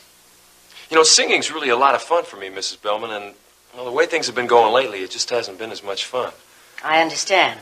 The Phil Roberts show is getting to be a headache, and it shouldn't be that way. You're right. Do you really think that there's a good chance that Billy Joe might get his own show? Yes. There's a very good chance of it. What kind of proposition did you have in mind? Well, it has to do with your salesmanship, Billy Joe. My salesmanship? Yeah, I've seen some of those commercials you've done for Texas tractors. Yeah, well, I started doing them about a month ago. Well, they're very good.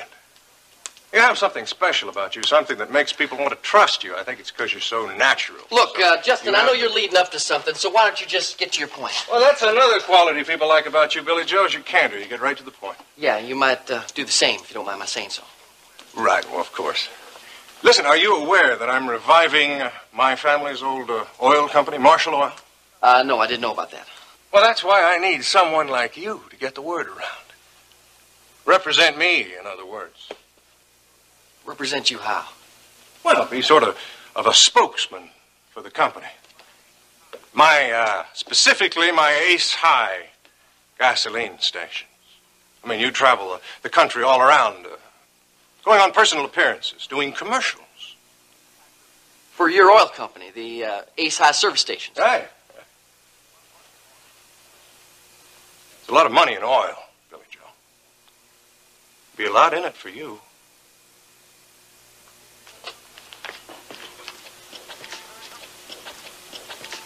We could be very helpful to each other, Billy Joe.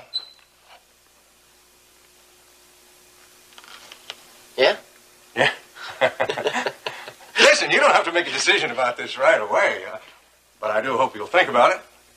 I will. I'll think about it. Good. I'll get back to you in a day or two. Okay. Bye.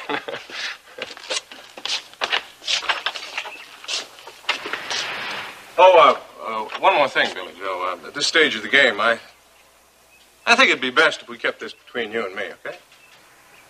Oh, well, I'll have to tell my sister Ruby. Why? I'll tell her everything. She's my manager. Oh, is she? Okay. Otherwise, just keep it quiet. You know how the press can get with a celebrity like you.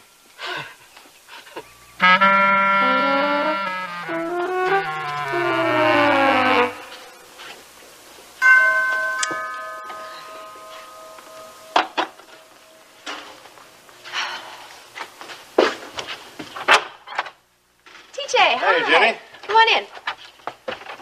Yeah, how's Steve?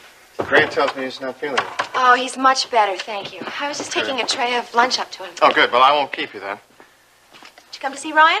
Yeah, I've got some papers I want him to see. Oh, he's not here right now. Hello, TJ. Hello, Ashley. How are you? Well, if you'll excuse me, please. Yeah, look, I'll leave these papers for Ryan right here on the table. They're important. He'll want to see them. Okay. See, you still have some of your same old bad habits. Yeah, well, some habits are hard to break. I was just about to go for a walk, so if you'll excuse me, TJ. Just a minute, Ashley. What? I need to talk to you. What about? I thought you came to see Ryan. No, I came to see you. Well, now, TJ, you and I don't have anything to discuss. I think you'll find what I have to say interesting, Ashley. It may have a big effect on your future with Justin.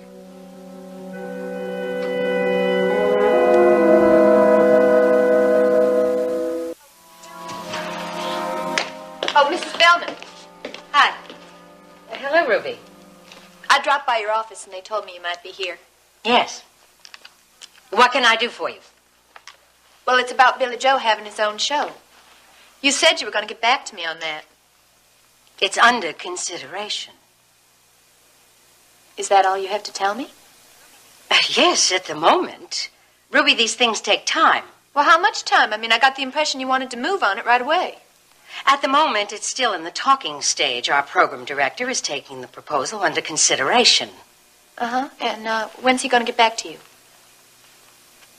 When we make our decision, I'll let you know. Now, if you'll excuse me, I have to get back to my office. TJ, my future with Justin is no concern of yours. Ashley, I came out here because I care about you. Don't ever say that to me again. You don't believe me? No. And I want you to stay out of my life for good. Now, do you understand? I understand you're feeling bitter towards me, but... Oh, you can. Look, we have nothing to talk about. Look, you may feel that way now, Ashley, but you hear me out. I think you're going to change your mind. I don't want to hear you out. There's nothing between us anymore. How can you say that? Because it's true. Look, I'm not going to bring it up now, but you're going to have to deal with it. Oh, I've already dealt with it. And it's in the past. And it's going to stay there. Now, will you please leave? I haven't told you what I came here to say. I'm just not interested. It concerns Rena Decker. Rena? She's convinced you're not pregnant. She said that to you? Yeah. Why won't that woman leave me alone? She has it in for Justin. Oh, well, I know that. But I figured since she's a big executive at World Oil now, she'd have better things to concern herself with. She's obsessed, Ashley. There's nothing I can do about that. And I don't intend to sit around worrying whether Rena Decker thinks I'm pregnant. That's when she's hired a detective. She hired a detective? To find out what she can about you. Fortunately, Vicky put a stop to it. But that's not going to stop her. She'll pursue it. You can count on that. Don't worry about it. I can handle Rena. Why? Is there something to worry about? No, what is that supposed to mean? Well, if you're pregnant, obviously there's nothing to worry about. But if you're not... Of course I'm pregnant. And Rena Decker is not going to cause me any problems, and neither are you. I won't allow anything or anybody to interfere with my marriage to Justin.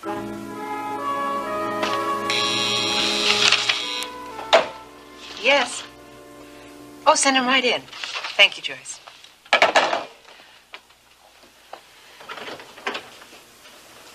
Thank you for coming by, Mr. Robertson. Sure. Please have a seat. My secretary tells me that you are the garage attendant for the building across the street. That's right, ma'am. Do you happen to know a Mr. Justin Marshall? His company just opened an office in your building. I know who Mr. Marshall is. Oh, you do? And what about Mrs. Marshall? She has dark hair. She's very attractive. Yes, I know Miss Marshall. She's called down for her car several times. Oh, so people are called down when they want to leave the building. That's a very good service. Yes, ma'am. I guess you're wondering why you're here, aren't you? Yes, I am. I have a proposition for you, Mr. Robertson. Oh? Does $20 sound good? $50 sounds better. You have larceny in your heart, Mr. Robertson. You can't say I can deny that. 50 it is. What do you want me to do? Oh, it's quite simple, but you do have to keep your eyes open. $50 keeps me wide awake. What's the deal? Every time Mrs. Marshall calls down for her car, I want you to call me immediately. I will. How long is this going to go on? A day, maybe 2. Okay. You can count on me. Good. It's nice doing business with you, Mr. Robertson. Pleasure's all mine.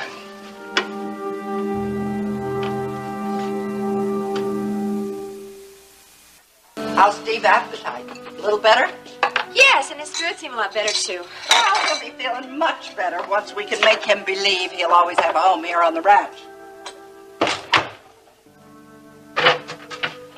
Oh, Jenny, I know it isn't easy for you. Kate, I feel the same way about the situation.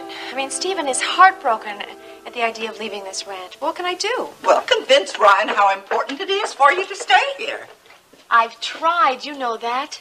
Ryan and I even quarreled about it. That's something we've never done before. Well, I can understand how he feels. Well, I can understand how he feels, too. I don't want to live here with Justin either. Well, I'm trying to do something about that. What? I'm working on it. Why so mysterious? Well, I just can't talk about it right now. You know where Ashley is? No, I've no idea. Jenny? I haven't seen her, Justin. Justin? I want to talk to you. Yes, Grandma? There's another lease that's still up in the air. Which one is that, Ryan? That's another one that Justin was working on before he left the company. Oh, yes. TJ mentioned this, too. Rena, it's absolutely vital you start working on all these new leases immediately. Okay, I'll get going on it right away. Okay, real good. I have a surprise for you. Oh, what's that? I just might get a few more leases going right away. Oh, that means you have some new leads, huh? I sure do. There's some property south of San Antonio that looks very interesting. I think we might be able to pull in a lot of oil out there. It sounds terrific. You know something, Ryan? What? I think I'm going to be better at this job than Justin was. I like your attitude. The nerve of him to open his company in a building right across the street from ours. And how do you think I like living under the same roof with him? He's pretty difficult to put up with. You don't have to tell me about that. What do you mean living under the same roof? Oh, Jenny and I stayed at the ranch last night. Why? Because of Steve. You don't know? Something, what happened? I'm sorry, I thought Graham must have told you that Jenny called you about the whole thing. I got a message from Ginny this morning, but I wasn't in. I haven't had time to call her back. Is something wrong with Steve? He collapsed yesterday. Oh, no. It's nervous exhaustion from everything he's been through. Well, how bad is it? He's all worn out. He isn't eating, and the doctor says he has to stay out of the ranch until he gets his strength back. But he's going to be all right, isn't he? Yeah, I'm sure he is. It's just that we can't move him into town right now. So you and Ginny are staying out at the ranch? That's right. Under the same roof with Justin. Oh, boy. That's hard to take. I wonder if it'd be all right if I drove out to the ranch to see Steve after work. Well, Steve would love that. We'd like it, too. Ashley and Justin included? I doubt that. Well, I doubt it, too. But, too bad for them, right? By the way, Jenny, I never asked about Steve. How's he doing? Much better. Well, he'll be fine. He's a marshal. He'll be housing around this ranch in no time. Excuse me. Yeah. Well, Grandma, what is it you wanted to talk to me about? I think you know. I'm not a mind reader. What else could be on my mind but the ridiculous price you're asking for this ranch? You about to make me an offer, Grandma? You know good and well $5 million is more than... On the contrary, it's worth every bit of what I'm asking. My price is firm, Grandma. Justin, you talk so proudly about being a marshal. You're a disgrace to the family. I'm just trying to make a good business deal. Help you out in the process. I know how much this ranch means to you, Grandma. Well, since you know that, I think you should care enough to offer me the chance to buy you out for a decent price. But obviously, I'm expecting too much. I think you are.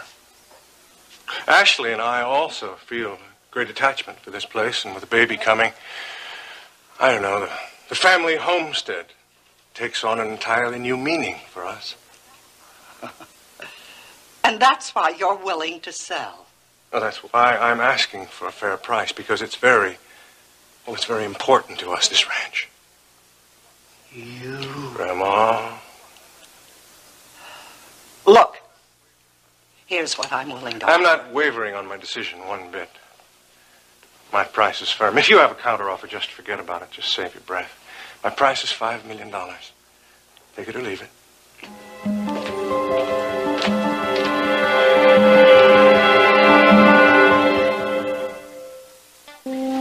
Rena, I really am glad that you came out to visit Steve. He really enjoyed your visit. Seemed to pick up his spirits, too. Oh, I hope so. I just hated seeing him in bed like that. I know, he's usually so active. That's the only way I've ever seen him. Do you know that sometimes he used to run out to the cabin just bursting with news? He wanted to tell Max about the basketball game, the track meet, anything. Well, don't worry, honey. He'll be his old self soon enough. I hope so. What exactly was wrong with him? Did it have something to do with Barrett and what happened when he took Steve away? Steve's been through a very traumatic experience. But it's a lot more than that. Steve just isn't as secure as he used to be. Well, then he shouldn't leave the ranch. Well, the ranch is his home. Always has been his home. He doesn't want to leave it. I guess once he feels that he doesn't have to go, then he'll be up and around again. I'm sure of that. Are you going to be able to give him that reassurance?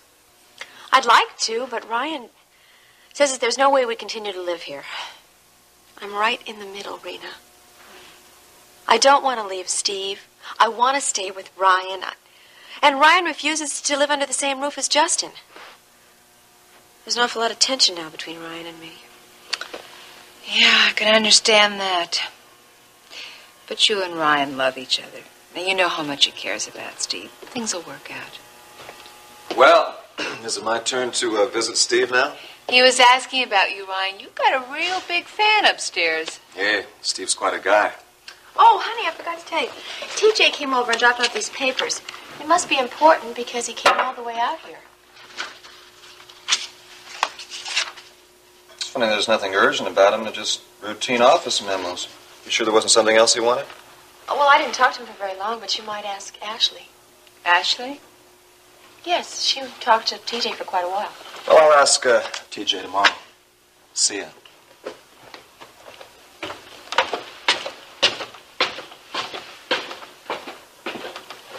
Jimmy, do you know what TJ and Ashley were talking about? Hey, how do you think the show went today? Oh, hi. Well, you were great. Well, that's good to hear, but you don't think that the rest of the show was okay? It was if you liked Phil Roberts. But you know how I feel about him, so I don't think I have to say any more. No, I don't think you do. I'm not going to be happy until Billy Joe gets a show of his own, with you as the star. Oh, that reminds me. Mrs. Bellman was here earlier today, and she spoke with me about that.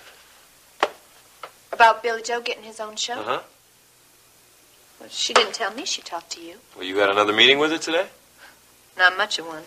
Why, what happened? Well, I tried to ask her what was going on, and she told me the whole thing was under consideration, and it was all up to the program director. Why, what did she tell you? No, not much. She just wanted to know how I felt about Phil's show. What did you say? I told her it was getting to be a real headache. Well, did you tell her that you'd like to be on Billy Joe's show? No, I didn't. Ricky! But I did tell her that I didn't like the mess, and that singing was a lot of fun for me until what's been going on lately started, and now it hasn't been so much fun. I just got to pair you up with Billy Joe on that new show. Yeah, well, he hasn't got it yet. And anyway, I think he still has that crazy notion that I'm partially responsible for Nita's divorcing him. Oh, he'll get over that. He already is. Look, the most important thing is you just can't stay on the show with Phil after Billy Joe leaves. Yeah, I agree. And it is getting to be a real pain. But I'm not so sure that Billy Joe is the answer. Well, what is the answer? Well, I don't know. That's what I have a manager for. But I'll tell you one thing. When I'm up here, entertaining is a real kick. You know, there was a lady out there in the audience today, and she was caught up in everything I was doing, and it was really great. Now, I really like that. You're a born performer. Stick with me, kid. One of these days you're going to have a show of your own. Yeah, well, it can't be too soon. Okay, don't get impatient. You got to take these things one step at a time. And Billy Joe's getting his own show is the first step. You'll see. It's going to work out as good for you as it is for him. Now, come here. I want to talk to you about a couple of these problems. Okay, boss. I don't know what TJ and Ashley were talking about, Rena. I wasn't listening in on their conversation. How long did they talk? Do you know that? Well, let's see. TJ arrived right before I took Steve's lunch up to him. And then Ashley came down. You left him alone? Of course. How long were they alone? I was up with Steve about 30 minutes, and I didn't hear TJ leave for quite a while. It's all very, very interesting. Why is it so interesting? It's just interesting. Rena, are you up to something? It's nothing for you to worry about. You've got your hands full with Steve and setting things right with Ryan. I just hope I can. Jenny, Yes, honey? is there a deck of cards down there? Steve and I want to play some rummy. They're down here somewhere. I'll find them and bring them up to you, okay? Okay, great. Ryan, I'm going to be going now. I'll see you tomorrow. Okay, we'll see you, Rena. You really have to leave right now? Yes, honey. I thought I might have dinner with Mama tonight. I have no idea where those cards could be. Thanks for coming by. Steve enjoyed seeing you. You're welcome. Bye. Bye. Hi, Rena. Looking for someone, Justin? Looking for your wife? Have you seen her? Maybe she's still with TJ. What are you talking about? Well, Ginny said the last time that she saw Ashley, she was having this nice long conversation with TJ. He was here? Mm-hmm. But I don't think it's anything to worry about. Considering the mysterious past they share, they probably have a lot of catching up. Well, goodbye, Justin. Have a nice afternoon. Bye.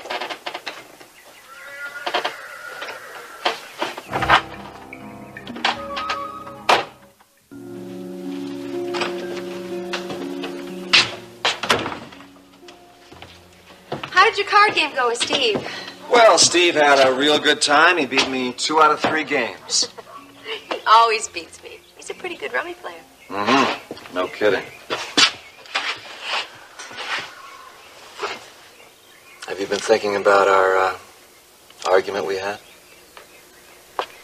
Yes, I have. And? I haven't changed my mind, Ryan.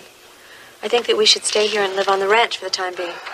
For the time being, how long is that? Well, I don't know. It's hard to say. But I know one thing. Steve's not going to get any better if we uproot him and take him to live in Houston right now. But that's where our home is. This is where Steve's home is. Can't you see how important it is for him to stay here? I know Steve thinks of the ranch as being his home. It is his home. I know that, but he'll adjust to moving away. It's only a matter of time, that's all. You're not even concerned about his happiness. Of course I am, you know that. All right, then, I have a suggestion. What is it? Settle your differences with Justin. I can't do that. You know that. Then I don't know what the solution is. I've told you we have a brand new home in Houston. We should be living there with Steve. No, we have to live here. How can I get this through your head? There's no way I'm living in the same house with Justin Marshall. Maybe there is no solution.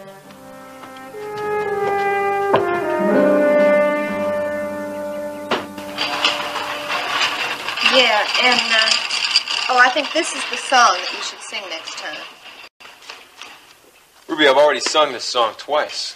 Yeah, and both times you got a great response. Now, I think it's important for a singer to associate himself with one song. It becomes sort of like a trademark.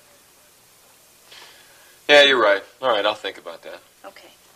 And, don't wear that vest next time, all right? I didn't like it. Okay. Hey, Billy Joe. Hey. Hey. Well, I'll think about that stuff, and I'll see you all later. Take care. Okay. See you later. So, did you get a chance to talk to Vicki Bellman today? Yeah, I talked to her. She didn't give me a definite answer, but I think she's leaning in our direction. Yeah, well, what did she say? Well, she just said the whole thing is under consideration. How long is it going to take for her to make her decision? I don't know. Right now it's all up to the station's program director. And I guess if he thinks you ought to have a show of your own, then they'll go ahead with it.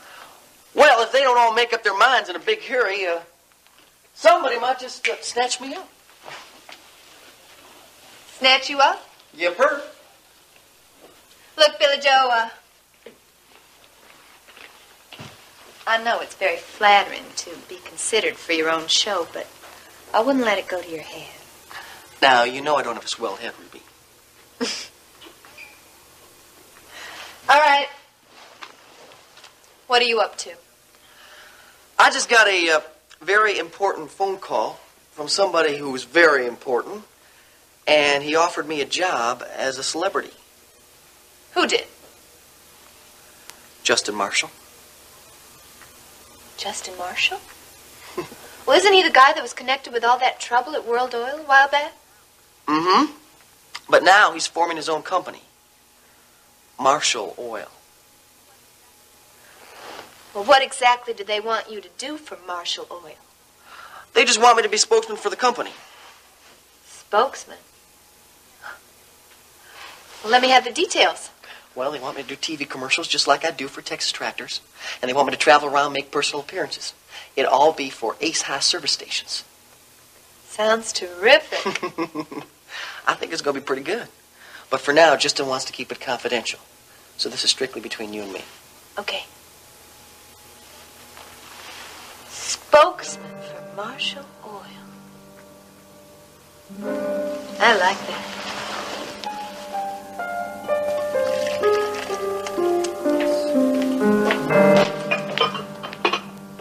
Where the hell have you been? What's wrong with you? I asked, where have you been? I went for a walk. Alone? Of course. What's the matter with you? Well, I thought maybe you took a walk with T.J. Canfield.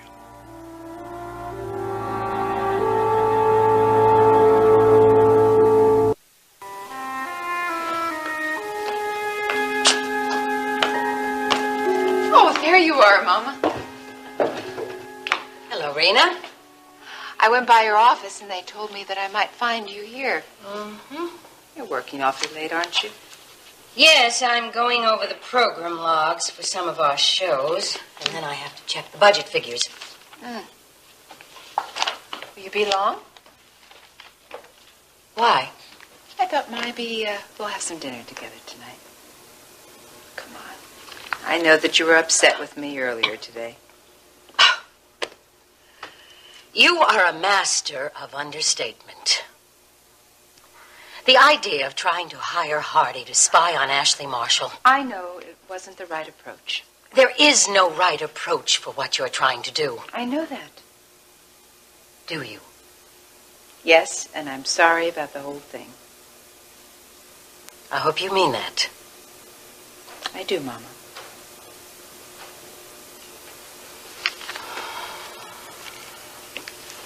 I just came by from the Marshall Ranch. Oh, did you go out to see Steve? Did you know that he was sick? Yes, Ryan called me on the phone about something else today, and he mentioned it. How is Steve? He's looking a little pale, and he hasn't had much of an appetite lately. Ginny seems to think that it's going to take a little while before he's his old self again. Well, after what that boy has been through, it's no wonder he's in such a state. Yeah, and to make things even worse, Ginny and Ryan are having problems as was to do with Steve. Ryan indicated as much on the phone today. The Marshall Ranch isn't a very happy place to be these days, is it? Certainly not. Things are really hopping over there. Can you imagine Ginny, Ryan, Kate, Ashley, and Justin all under the same roof? Now, if only Justin and Ashley would move back into town where they belong. TJ seems to be getting in the act, too. What do you mean? He was out at the ranch before I even got there. Don't you even want to know why I think he was out there? All right, you're probably going to tell me anyway. I think that he went out there specifically to see Ashley. Now, why do you think that? Because he drove all the way out to the ranch to give Ryan some papers, and Ryan said they weren't even urgent, and then Ginny told me that TJ spent all of his time talking to Ashley alone. Rena, you have got to stop this petty conjecture and concentrate on your job. I'm concentrating on my job, Mama. I am determined to be the best production manager of an oil company in the entire state of Texas. I'm glad to hear it. Still think there's something fishy going on between TJ and Ashley. And I know that Justin is very curious about it. Well, for heaven's sakes, now what is this nonsense about TJ? Is it really nonsense, Ashley? He was here this afternoon. He came to see Ryan. But he didn't see Ryan, did he? He saw you. Well, he couldn't exactly avoid it. I mean, I walked into the living room and there he was. Just ran into each other? Exactly. He came out to see Ryan to give him some papers. Well, Ryan wasn't here. That in itself is very odd. Why? The fact that he would come all the way out here without phoning first. Well, now, Justin, he knows Ryan. He doesn't have to phone him first. He doesn't stand on formality. Ashley, you missed my whole point. He'd phone Ryan to find out if he was here. That is indeed if Ryan was the person he came here to see. Well, now, I'm sorry, Justin, but I can't answer for T.J. Canfield's quirks. What did you two find to talk about? Nothing. Hello. I mean, that was about it. You're very quick with your answers, Ashley. You mind telling me why he just happened by the office and offered some flimsy excuse about wanting to see me? No, I can't. I'll tell you what I think. I think he was there to see you. That's ridiculous. You don't think I have any cause to wonder about you two, is that it? No, I don't. I mean, I hardly even know the man. Well, let's talk about that. About what? About your relationship with him before. Justin, we have gone through this before. I knew him in school. How well?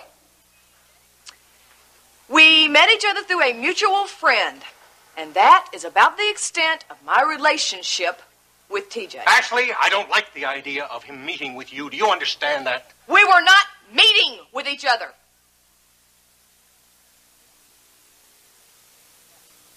Ashley, is that true? Yes. And I think that you're just throwing all this at me because I've been arguing with you about all the money you've been spending at the office. What?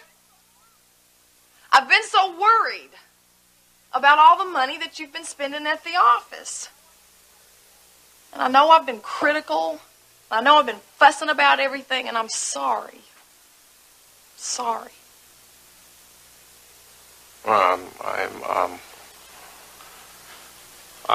I guess I may have spent a little more money than I should have at the office. I know that I've been critical, and Justin, I love you so much. Do you? Mm-hmm. And I want you to stop all this nonsense about TJ. Well, I guess I just let that get out of hand, I guess. Well, Rena just got to me, that's all. Rena? Yeah, she was here. She told me that TJ was here and that you and he went off on a long walk somewhere, and Well, now, that's ridiculous. And you know better than to put any stock in anything that Rena Decker says. I know. Shouldn't have let Rena get to me, I guess.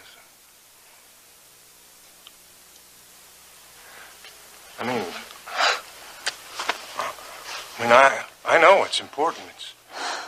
It's you and me and the baby that's coming.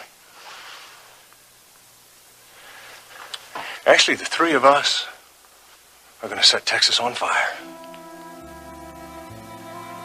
Marshall Oil is going to light up the sky.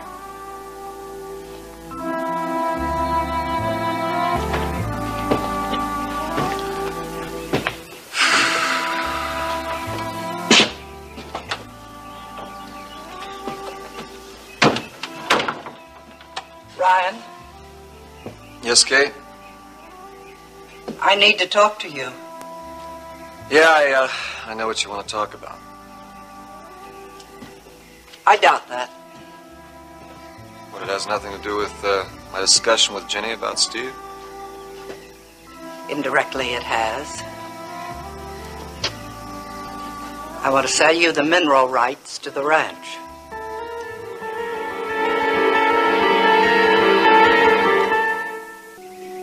I don't think I heard you correctly. Yes, you did.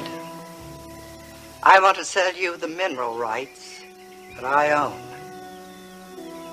Why would you want to do that? You don't want to turn this ranch into an oil field, do you? No. That's not what I want. But it's the only way I can get the money to buy out Justin. Now, I'm going to stipulate that there'll be no drilling for 5 years.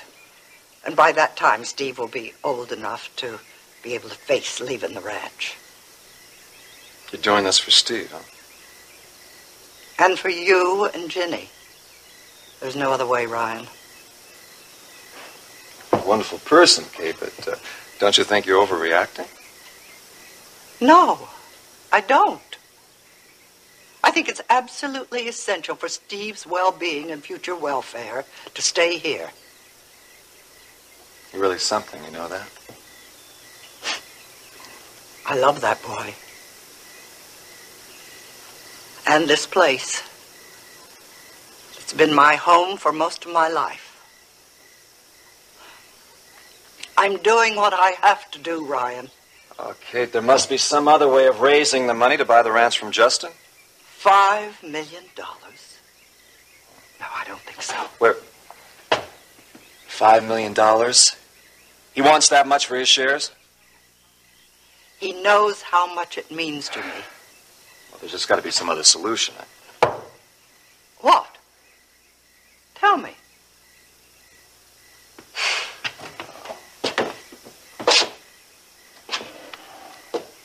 Ryan, will you buy the mineral rights from me? Can't raise that kind of money, Kate. I wish I could. Well, there are companies in Houston that will buy them. If I have to, I'll go to them. I can see you've really made up your mind about this, haven't you? Okay, let me see. Maybe there's some way I can work something around this. If not, I'll talk to Grant and ask him to buy the mineral rights from you, okay? Thank you, Ryan. Now maybe I can get some rest. Kate, we can't let Justin get away with this. He's got me this time, Ryan.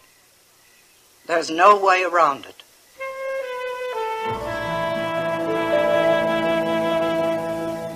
Justin's willing to sell his shares of the ranch to Kate. Well, knowing Kate as I do, I find that surprising. How much is Justin asking? $5 million. But Kate doesn't have that kind of money. $5 million for that ranch? That's outrageous. Look, I think there's a way World Oil can help Kate out. No, I can't authorize that, Ryan. You gotta hear me out. No, I hate to think of that barracuda getting $5 million of World Oil, especially when he's going to use it as seed money to start his own oil company. Besides, ranch isn't worth that much. I can't justify that. The price is too steep.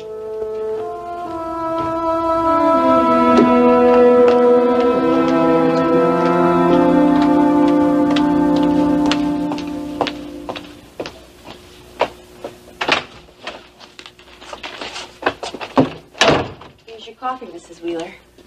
Oh, Vivi, I have so much to thank you for. What are you talking about, Miss Wheeler? If we hadn't had that talk, I'd have never come up with the idea of setting up a foundation in Alex's name.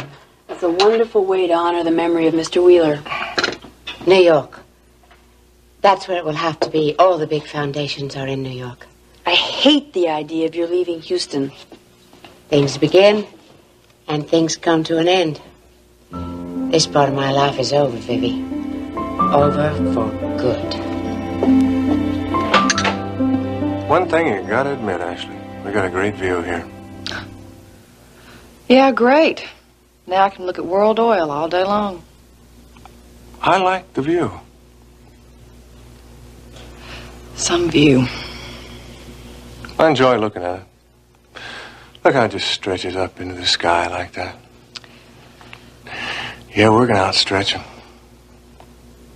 Our company's gonna get bigger, and our building is gonna outstretch them all. Come back down to earth, Justin. All we've got is this office. And it's not even finished yet. Yeah, when it is, it's gonna knock their socks off. Justin, you're moving too fast. And money's gonna be a big problem. But you gotta have faith. You gotta dream big and act big and work hard, and then everything is gonna work out fine. Well, I sure hope you're right.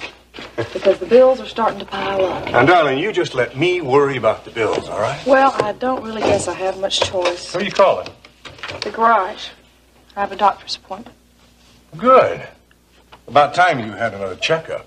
Mr. Robertson, this is Ashley Marshall. Would you get my car ready for me, please? I'll be coming right down.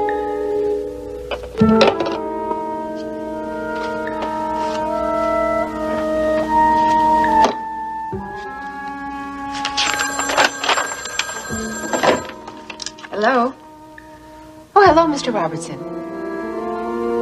Ashley Marshall called for her car when? I see. Yes, thank you very much. Justin never ceases to amaze me. Taking his own grandmother to the cleaners. Couldn't find his conscience with a magnifying glass. I know. Justin's one of a kind. He acts like he crawled out from under a rock. But Kate's determined to buy the ranch from Justin. It's her concern about Steve. It outweighs everything right now. How is the boy?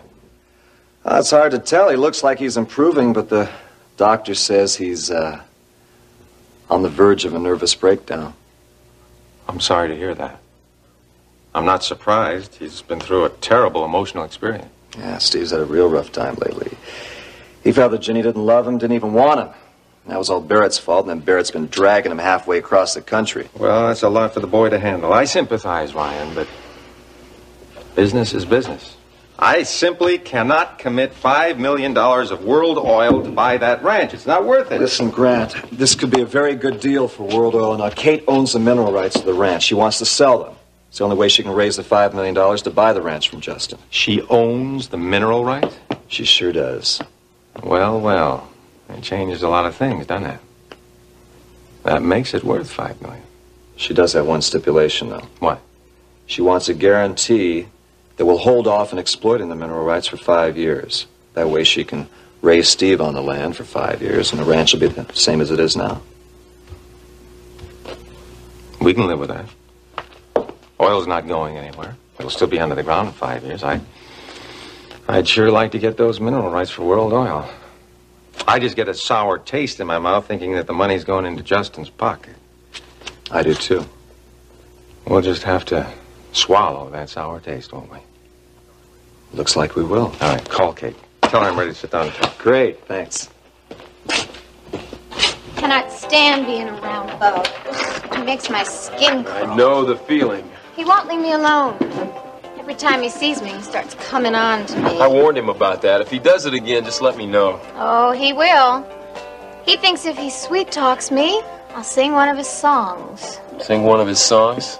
That's a joke. The guy's a real no-talent hack. That's for sure. Hey, you think if he had any talent, he'd write a lyric like, I brought you a balloon on our honeymoon and you busted it like my heart. Oh, man, I can't believe it. This guy is a jerk. Well, I know that, and you know that. So why do you think Ruby's working so hard for him? Beats me. It doesn't figure, Ricky. Unless he's got something on her, or maybe he's fooling around with her. You better not be. I warned him about that, too. Well, it doesn't seem to be doing too much good. Yeah, no. She's trying to get him on the Phil Roberts show. I told her one singer on the show like that is enough. And what did she say?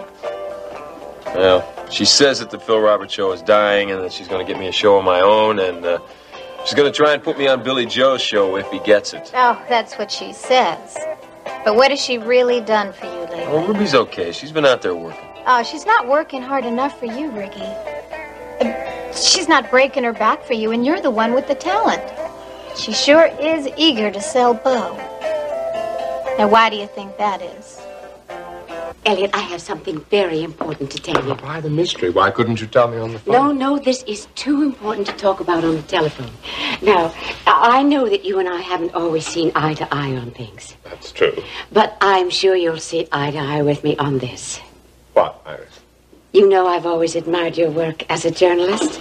And when I gave that party for you to honor your prize-winning documentary, well, I made a shambles of it, and I want to make amends. Iris, what on earth are you talking about? A scoop. Isn't that what you journalists are always looking for? Well, yes, but... Well, I have a scoop for you. An exclusive. Iris, stop being so mysterious. What are you talking about? Me. You? Yes. What me. about you? I'm leaving Houston. You've already told me that you're leaving. Oh, I know, but I haven't told you where I'm going or what I plan to do. Well, I would be interested to know. I'm moving to New York. Why? You've always hated New York. Yes, that's true, but that's where I'm going anyway, because all the big foundations are there. Foundations? Yes, the Rockefeller Foundation, all of them have their headquarters in New York. You're moving to New York to set up a foundation? Precisely. The Alex Wheeler Foundation. I'm going to use my fortune to help the unfortunate people of the world. Iris, I think that's wonderful. It is important, isn't it? I'll have a chance to really help. That's very important to me. Iris, I'm really delighted. Now, I'm counting on you to give this story the prominence it deserves. I want people to know what I'm doing. You've done great charitable work here in Houston, but this is so much bigger. Thank you for choosing me to tell your story. I've heard a lot of people here. It saddens me to know that my leaving will make certain people happy. But I feel there's a purpose to my life now. By helping others, I hope to make amends for all the trouble I've caused here. I'm proud of you, Iris. Thank you, Elliot. Your good opinion means a lot to me. The Alex Wheeler Foundation. I think that sounds great. Thank you. This story won't win you any awards. Well, it is an important story. Good for you, Iris. Ruby, I've had it up to here with you and Bo. I don't want you managing him. Bo's my client, and he's going to stay my client. It's none of your business who I manage. It's my business when it interferes with my career. How is my managing Bo interfering with your career? You're trying to get him on the Phil Roberts show, and don't start giving me that business about us being different type singers. Look, Ricky, I'm just giving Bo the push he needs to get started. What do you see in this guy? Talent. He's a good songwriter. Come on, Ruby, have you seen this material of his? Bo doesn't deserve the work you're doing for him. Now, why are you wasting your time on him? I told you before, because he's talented. He's got no talent, Ruby. Are you hung up on him? Or does he have something on you? It's got to be one or the other, Ruby, because the man has no talent. You're wrong. Well, I'll tell you this, that helicopter ride was sure a test of my love for Steve. I can't think of anything else that could have gotten me up one of those contraptions. It scares you a little bit, huh? Half to death. I'm sorry, Kate, for your having to endure that, but I couldn't get out of the office this morning, and I thought the helicopter ride was the easiest solution. I'll recover. Well, are we going to be able to do anything about the mineral rights? I hope so. You know, I hate the thought of drilling on the ranch, even though you're not going to be doing it for 5 years. But I've lived long enough to know you can't hold back the future forever. And at least it'll give me 5 years for security to give Steve a stable start on the ranch. We all want that, Kate. Oh, look at that city. I can remember when it was a frontier town. All fresh air and lots of room. No tall buildings and crowds of people. What oil's changed all that? Well, Houston's quite a city. I don't like cities. And I don't like oil. The drilling and all that goes with it. What's out there isn't for Steve. You know, Steve needs that 5 years to put his roots down, to feel the land, to be able to understand what made his people ranchers. You'll have your 5 years, Kate. I promise you that. And you'll have your mineral rights. I promise that. I don't expect charity. Well, we're getting value for our money. Well, the price Justin's asking for the ranch is highway robbery. You know it isn't anywhere near half what he's demanding for it. But the mineral rights make it worth $5 million. You know, I just can't make my peace with seeing Justin get ahead on this. He's my grandson, but he's a snake doing the devil's work. Well, I guess there are times when we have to deal with the devil. And this happens to be one of them. Gran and I aren't happy about Justin either, but it can't be helped right now. How well I know that. Kate, I also promise you that we'll respect the environment out at the ranch when the time comes. I hope you mean that. I do. I feel the same way. You're both fine men. Well then, if we're all agreed, I've got a lot of work to do. It's going to take a long time to put that financial package together. Thank you for coming. Thank you. Yes, this lovely dress was designed by Mademoiselle Genevieve, and it's exclusive here at page 1. Isn't it lovely?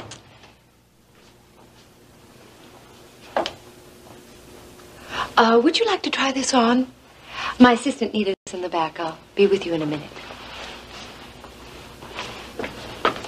Please, Iris, I don't need a scene right now. A scene? Oh, Paige, please. A scene is the last thing I have in mind. Oh, really? I just stopped by to see how your shop is doing. Business couldn't be better, as you can see. That's nice. You did manage quite a spectacular affair with your opening. All those celebrities and such a lot of press coverage. No thanks to you. Dennis and Elliot thought of everything. You owe your success to them. Of course, they've been wonderful. Your little victory was embarrassing for me, but I've recovered. Just what is it you want, Iris? I'm not here to harm you.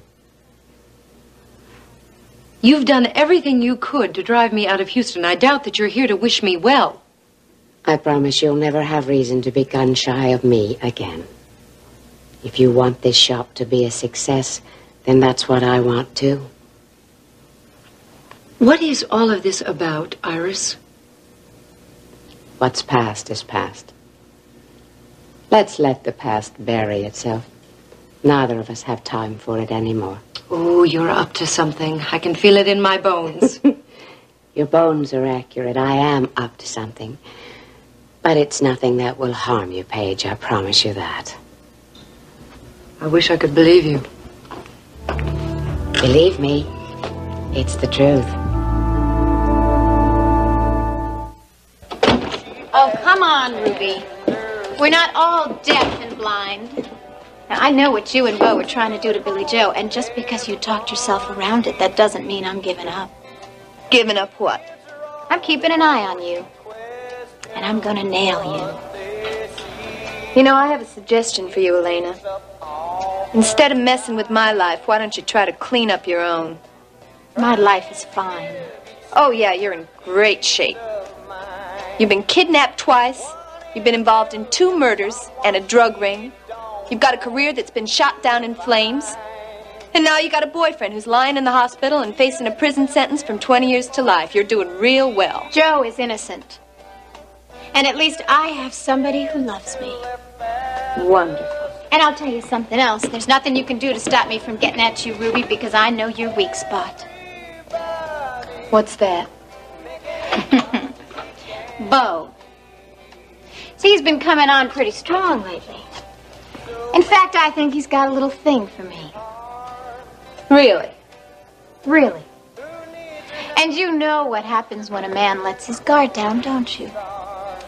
All kinds of little secrets slip out. You can go fishing for secrets in Bo all you want, Elena. He's nothing to me. Nothing but talent that I represent. That's it. Period. I've come to wish you well and tell you something you'll find of interest. I'm listening. I'm leaving Houston for New York. You are? What are you planning on doing in New York? I'm going to create the Alex Wheeler Foundation. I don't think I quite understand, Iris. I'm putting my fortune to work for the betterment of others. I know you think of me as a selfish woman, but what I plan to do will be quite selfless. You're really leaving Houston? Of course. What more can I do here? Oh, you've done quite enough. Thank you very much. No one has done more for charitable causes than I. But now, through the foundation, I'll be able to do so much more. You really believe what you're saying, don't you? Oh, indeed I do. So, let's let bygones be bygones.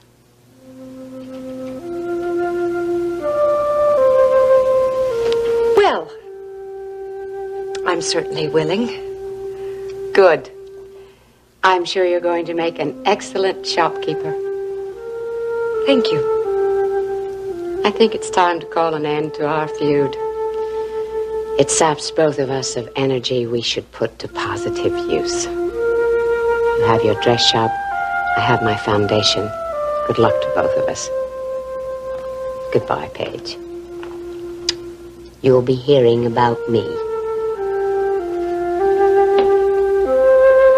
Listen, why don't we just get together tomorrow and we'll look over the papers? Uh-huh.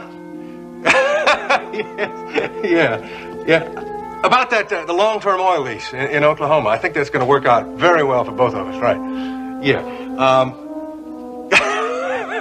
Yes. Yeah, you'll get rich now, but I'll get richer later. Yeah. That's right. Well, you're right about that. Yeah, I'm about to become a daddy. Uh-huh. Yeah. Well, you know, every man should have a son, don't you think? Yeah, I think Justin Marshall Jr. is going to be a chip off the old block, don't you? Yes. Well, if my son is anywhere near the man yours is, I'll be in clover, right?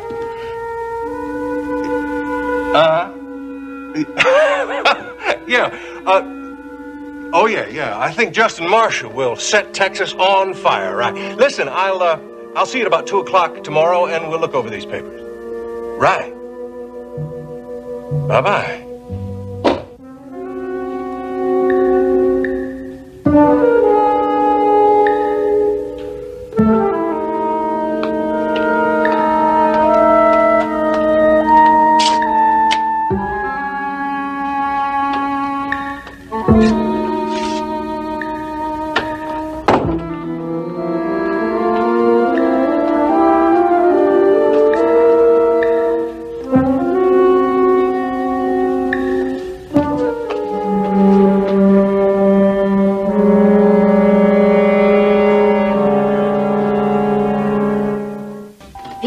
Me to call Mr. Greeley in New York. His secretary said he would be in his office in about an hour. Ma'am.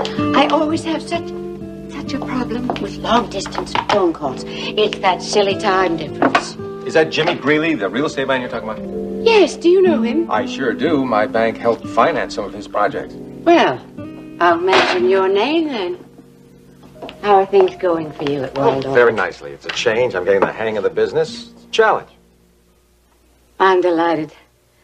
I think people should change their lives around every now and then.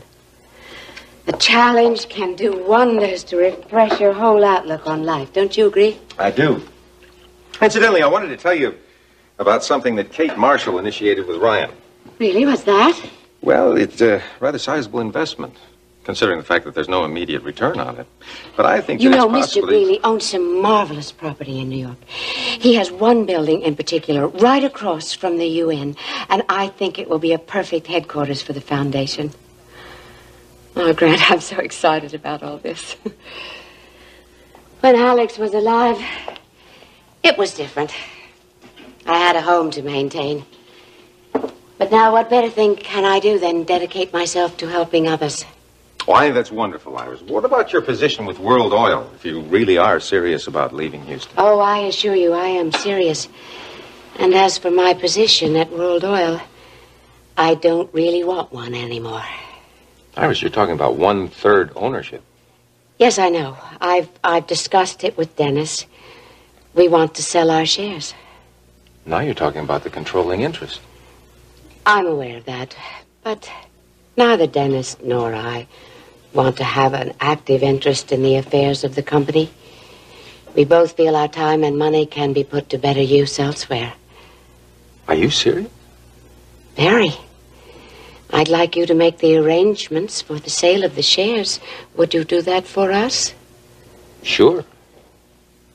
As a matter of fact, if you're willing, I'd like to buy the 2/3 ownership in World Oil. Grant, are you sure? Are you ready to commit yourself to Houston and the oil business on a full-time basis? Well, I think so. My life in Boston is over. I like the oil business. As a matter of fact, it's a lot more stimulating to me now than banking. Is it a deal? Oh, I'm delighted. And I know Dennis will be, too. You're Alex's brother. World Oil will stay in the family. I like that. I can't think of anyone more capable than you to run the company. This is marvelous, Grant. Oh, I agree. This way I'll be able to get my family around me here in Houston. And I'll have so much more money. Money that can make the foundation a real force in the world for the needy. All right. We'll work out the details later. Right now, I'm going to have to do some work getting this financial picture together. Oh, a wily banker like you, it should be a piece of cake. It's a rather large piece of cake. You're wonderful, Grant. Thank you.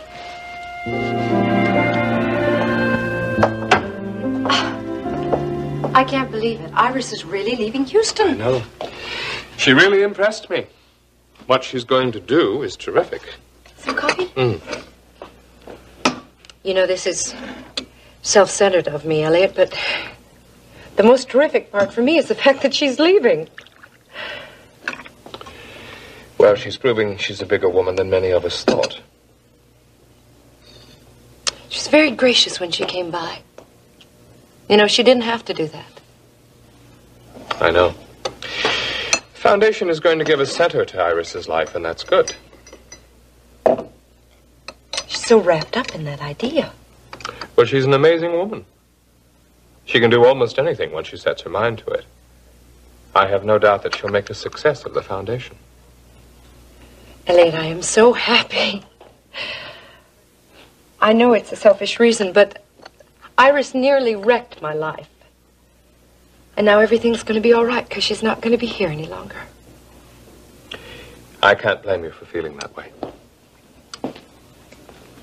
I can't get over how nice she was. I'll never forget what she said. She said that it was time to end our feud. That it drained us of energy that we should be using in a positive way. And that I had my boutique and she had her foundation, and good luck to both of us. Now we can go on with our lives. We don't need to feel guilty anymore. I know. We can be together now. It is as if a load had been lifted, isn't it?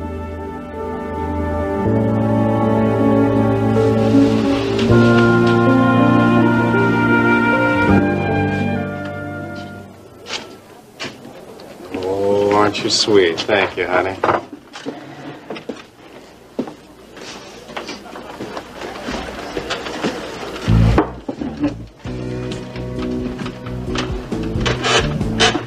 I want to ask you a question, and I want a straight answer. Have you been messing around with Elena Decker? Well, it depends on what you mean by messing around. You know, I've been talking to her. And I did give her one of my songs that I thought she ought to sing. That's it? Sure. What you driving at, Pumpkin? I got the feeling you've been coming on to her, Bo, and I don't like it. Now, why would I come on to Elena Decker? Because she's a woman. Because she's a singer with a national reputation who just might be able to help you out. And because that's the kind of snake you are. I know you. Yeah, I guess maybe you do. Well, forget it. She's dangerous. Don't forget that she saw you plant those pills on Phil Roberts' Bo. And she has a grudge against me from way back, so just leave her alone. Hold on a minute there, little lady. Are you trying to tell me who I can and cannot see? I'm just giving you some advice, Bo. Well, save a little of that advice for yourself. Just remember, I know a few things about you that you just as soon not get spread around. Are you trying to threaten me? I'm not trying. I am. And just remember, as long as you're living with Ricky Decker, you got no call to tell me what woman I can get close to. You're heading for trouble, Bo. Well, I can handle it. And you got nothing to worry about, Pumpkin, as long as you remember one thing. You owe me. And if you're smart, you do exactly as I say.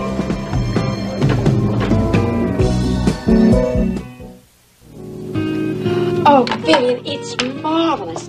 Mr. Greeley said I called at exactly the right moment. He's going to give me an option on the entire building. Well, I don't see why you can't set up your headquarters in the World Oil Building. Because the World Oil Building isn't in New York, and it's not right across the street from the United Nations. What difference does that make? Vivi, it makes an enormous difference. All the big foundations are in New York. You could do it in Houston. Vivian, I am moving to New York, and that is that. Are you sure you've got enough money to help the way you want? Oh, of course.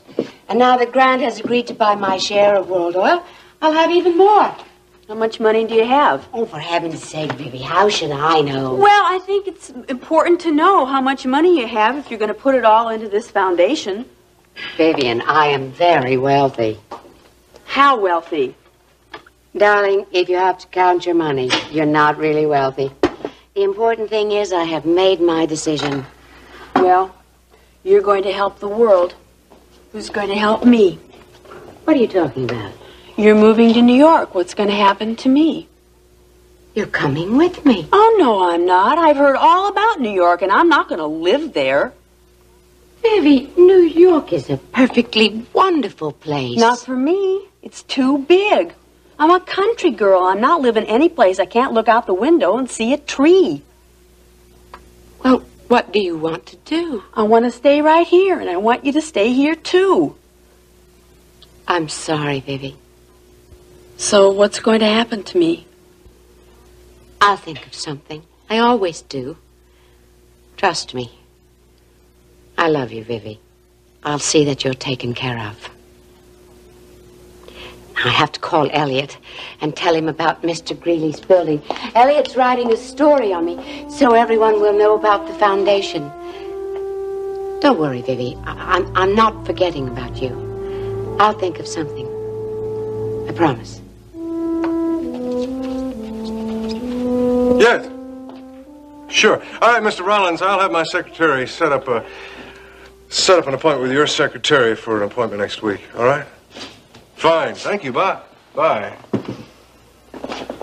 Well, Mr. Connor, why don't you just walk right into the office? Well, I looked for your secretary, but I couldn't find her. Oh. So, this is the future home of Marshall Oil, huh? Well, it doesn't look like much right now, but wait till you see it in a few weeks. Well, it's quite a convenient location. Right across the street from the World Oil Building. I always thought that competitors should stick close to one another. It makes things more interesting, don't you think? There's an awful lot of space, isn't it, for a company that's just starting out? Well, all I've got is a floor through right now, but I'm going to need the whole building, so... Yeah. One of these days you're going to be looking out of your office window and you're going to see a big sign on top of this building. It's going to say, Marshall Oil. Well, that is, if you still have an office window to look out of. By the time I'm through, World Oil will be nothing but, a couple of filing cabinets stored away in some warehouse somewhere. Oh, I don't think World Oil is going to go under. But I'm not working for the company any longer. You own a third of it? That's right. But I'm working out of Stryker's office now. You know, it's funny, Ryan. Both of us, former presidents of World Oil, both of us voted out of office. Yeah, and if you hadn't gotten Iris on your side, I'd still be president. After all, it was her gullibility that let you work out that lousy frame-up you did on me, right? Oh, no, you can't blame that on me. She did me in just like she did you in. That's right, so I guess that just proves that Iris isn't wrong all the time, now is she? What do you want, Ryan? You got the deal. What deal? $5 million from Kate. What do you have to do with this? World Oil is buying the ranch's mineral rights from Kate for $5 million. Is that so? So in reality, I'm getting that $5 million from World Oil. I like that. $5 million for the ranch is highway robbery. Business is business. It's extortion. I'm getting $5 million from you guys over at World Oil. Even though Grandma's handing me the check. I really like that.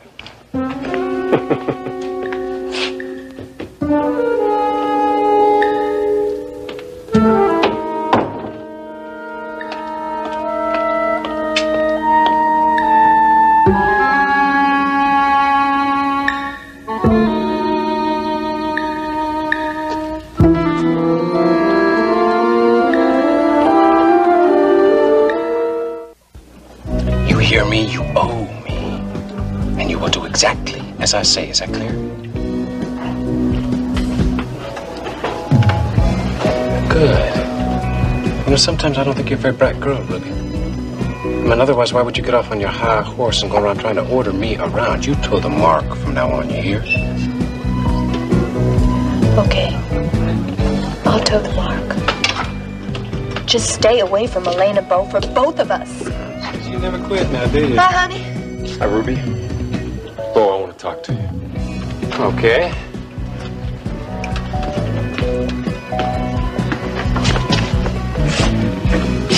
Stay away from my sister. Well, you gotta be kidding. I thought they only came up with lines like that in the movies. I mean it, Bo. Look, Mr. Decker, this is a free country. All I'm trying to do is get Elena to sing one of my songs. Elena's not going to sing one of your songs. Nobody's going to sing any of your songs. You write junk. But I'll tell you, Phil, everybody's entitled to his own opinion. You want my opinion? I think you're a no-talent, girl-chasing bum, and I want you to stay away from my sister, and that includes Ruby, too. But I'll tell you what. Why don't we just leave that up to the little lady?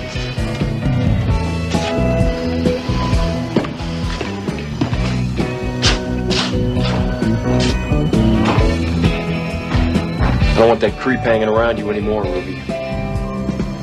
Bo's my client, Ricky. I'm managing. Well, unmanage him.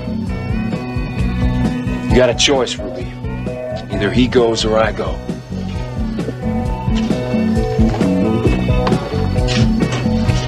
Grandma would never sell those mineral rights to me. Now she goes and sells them to World Oil. Well, you can't win them all. But you did get your $5 million. Well, that's what makes Grandma selling the mineral rights to you palatable. I just don't understand you, Justin. How could you do something like this to your grandmother? Grandma wants the ranch. She's got to pay. She did this for Steve. The doctor says that Steve has to stay on the ranch. Yeah, I heard about that. You don't even care about Steve, do you? Of course I do. He's my nephew. I love him. To the tune of $5 million. Look, Ryan, I've heard enough sermons from you. I've had enough hellfire and brimstone from Grandma. Yeah, well, I think it's a little low extorting money from your own grandmother. I hope you choke on it. I'm taking $5 million out of World Oil's hide. It suits me just fine.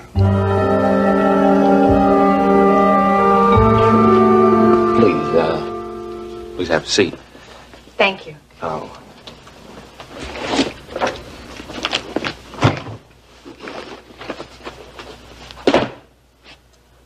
Here we are. Thank you.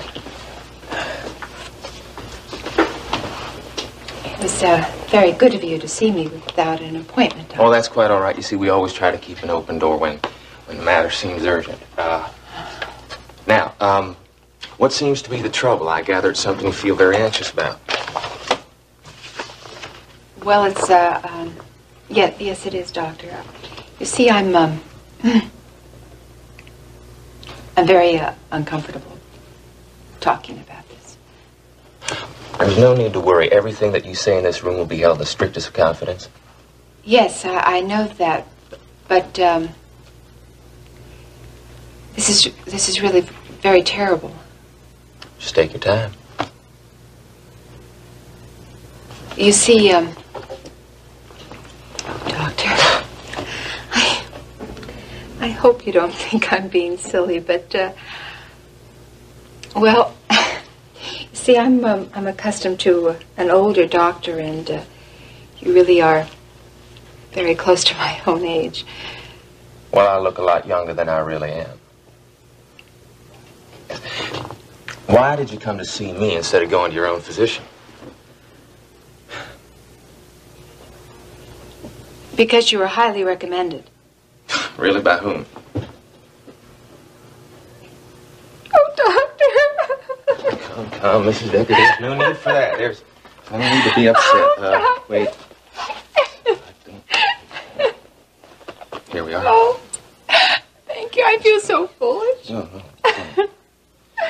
Oh, dear. Oh, I'm so embarrassed. Don't be. Oh. Oh, I'm Feel sorry. better? Feel better?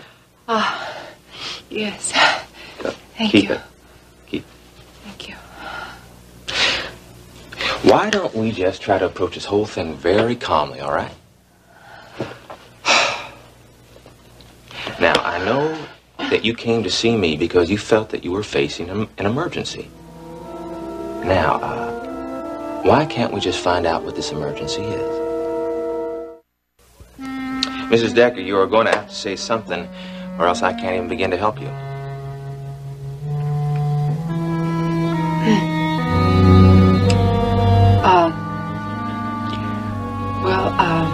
You see, Doctor, I think I have the same problem that this friend of mine has. Well, is this the same friend who recommended me to you? No. No, not exactly. You, Try, you Mrs. Decker, just try. You see, Doctor, I am a married woman, and my husband has been out of town a lot lately. I see.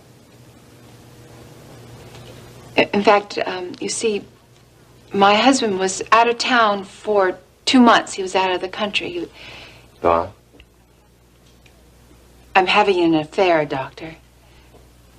And I'm pregnant. 2 months pregnant. It happened while my husband was out of the country. Yeah, well, Mrs. Decker, I don't understand why you've come to me. I came to you because you're a doctor. Well, what is it exactly you want me to do? Doctor, I think that that's pretty obvious. Oh, Mrs. Decker, there's been a major misunderstanding. I came here because I know why you came here, but you shouldn't be here. Why not?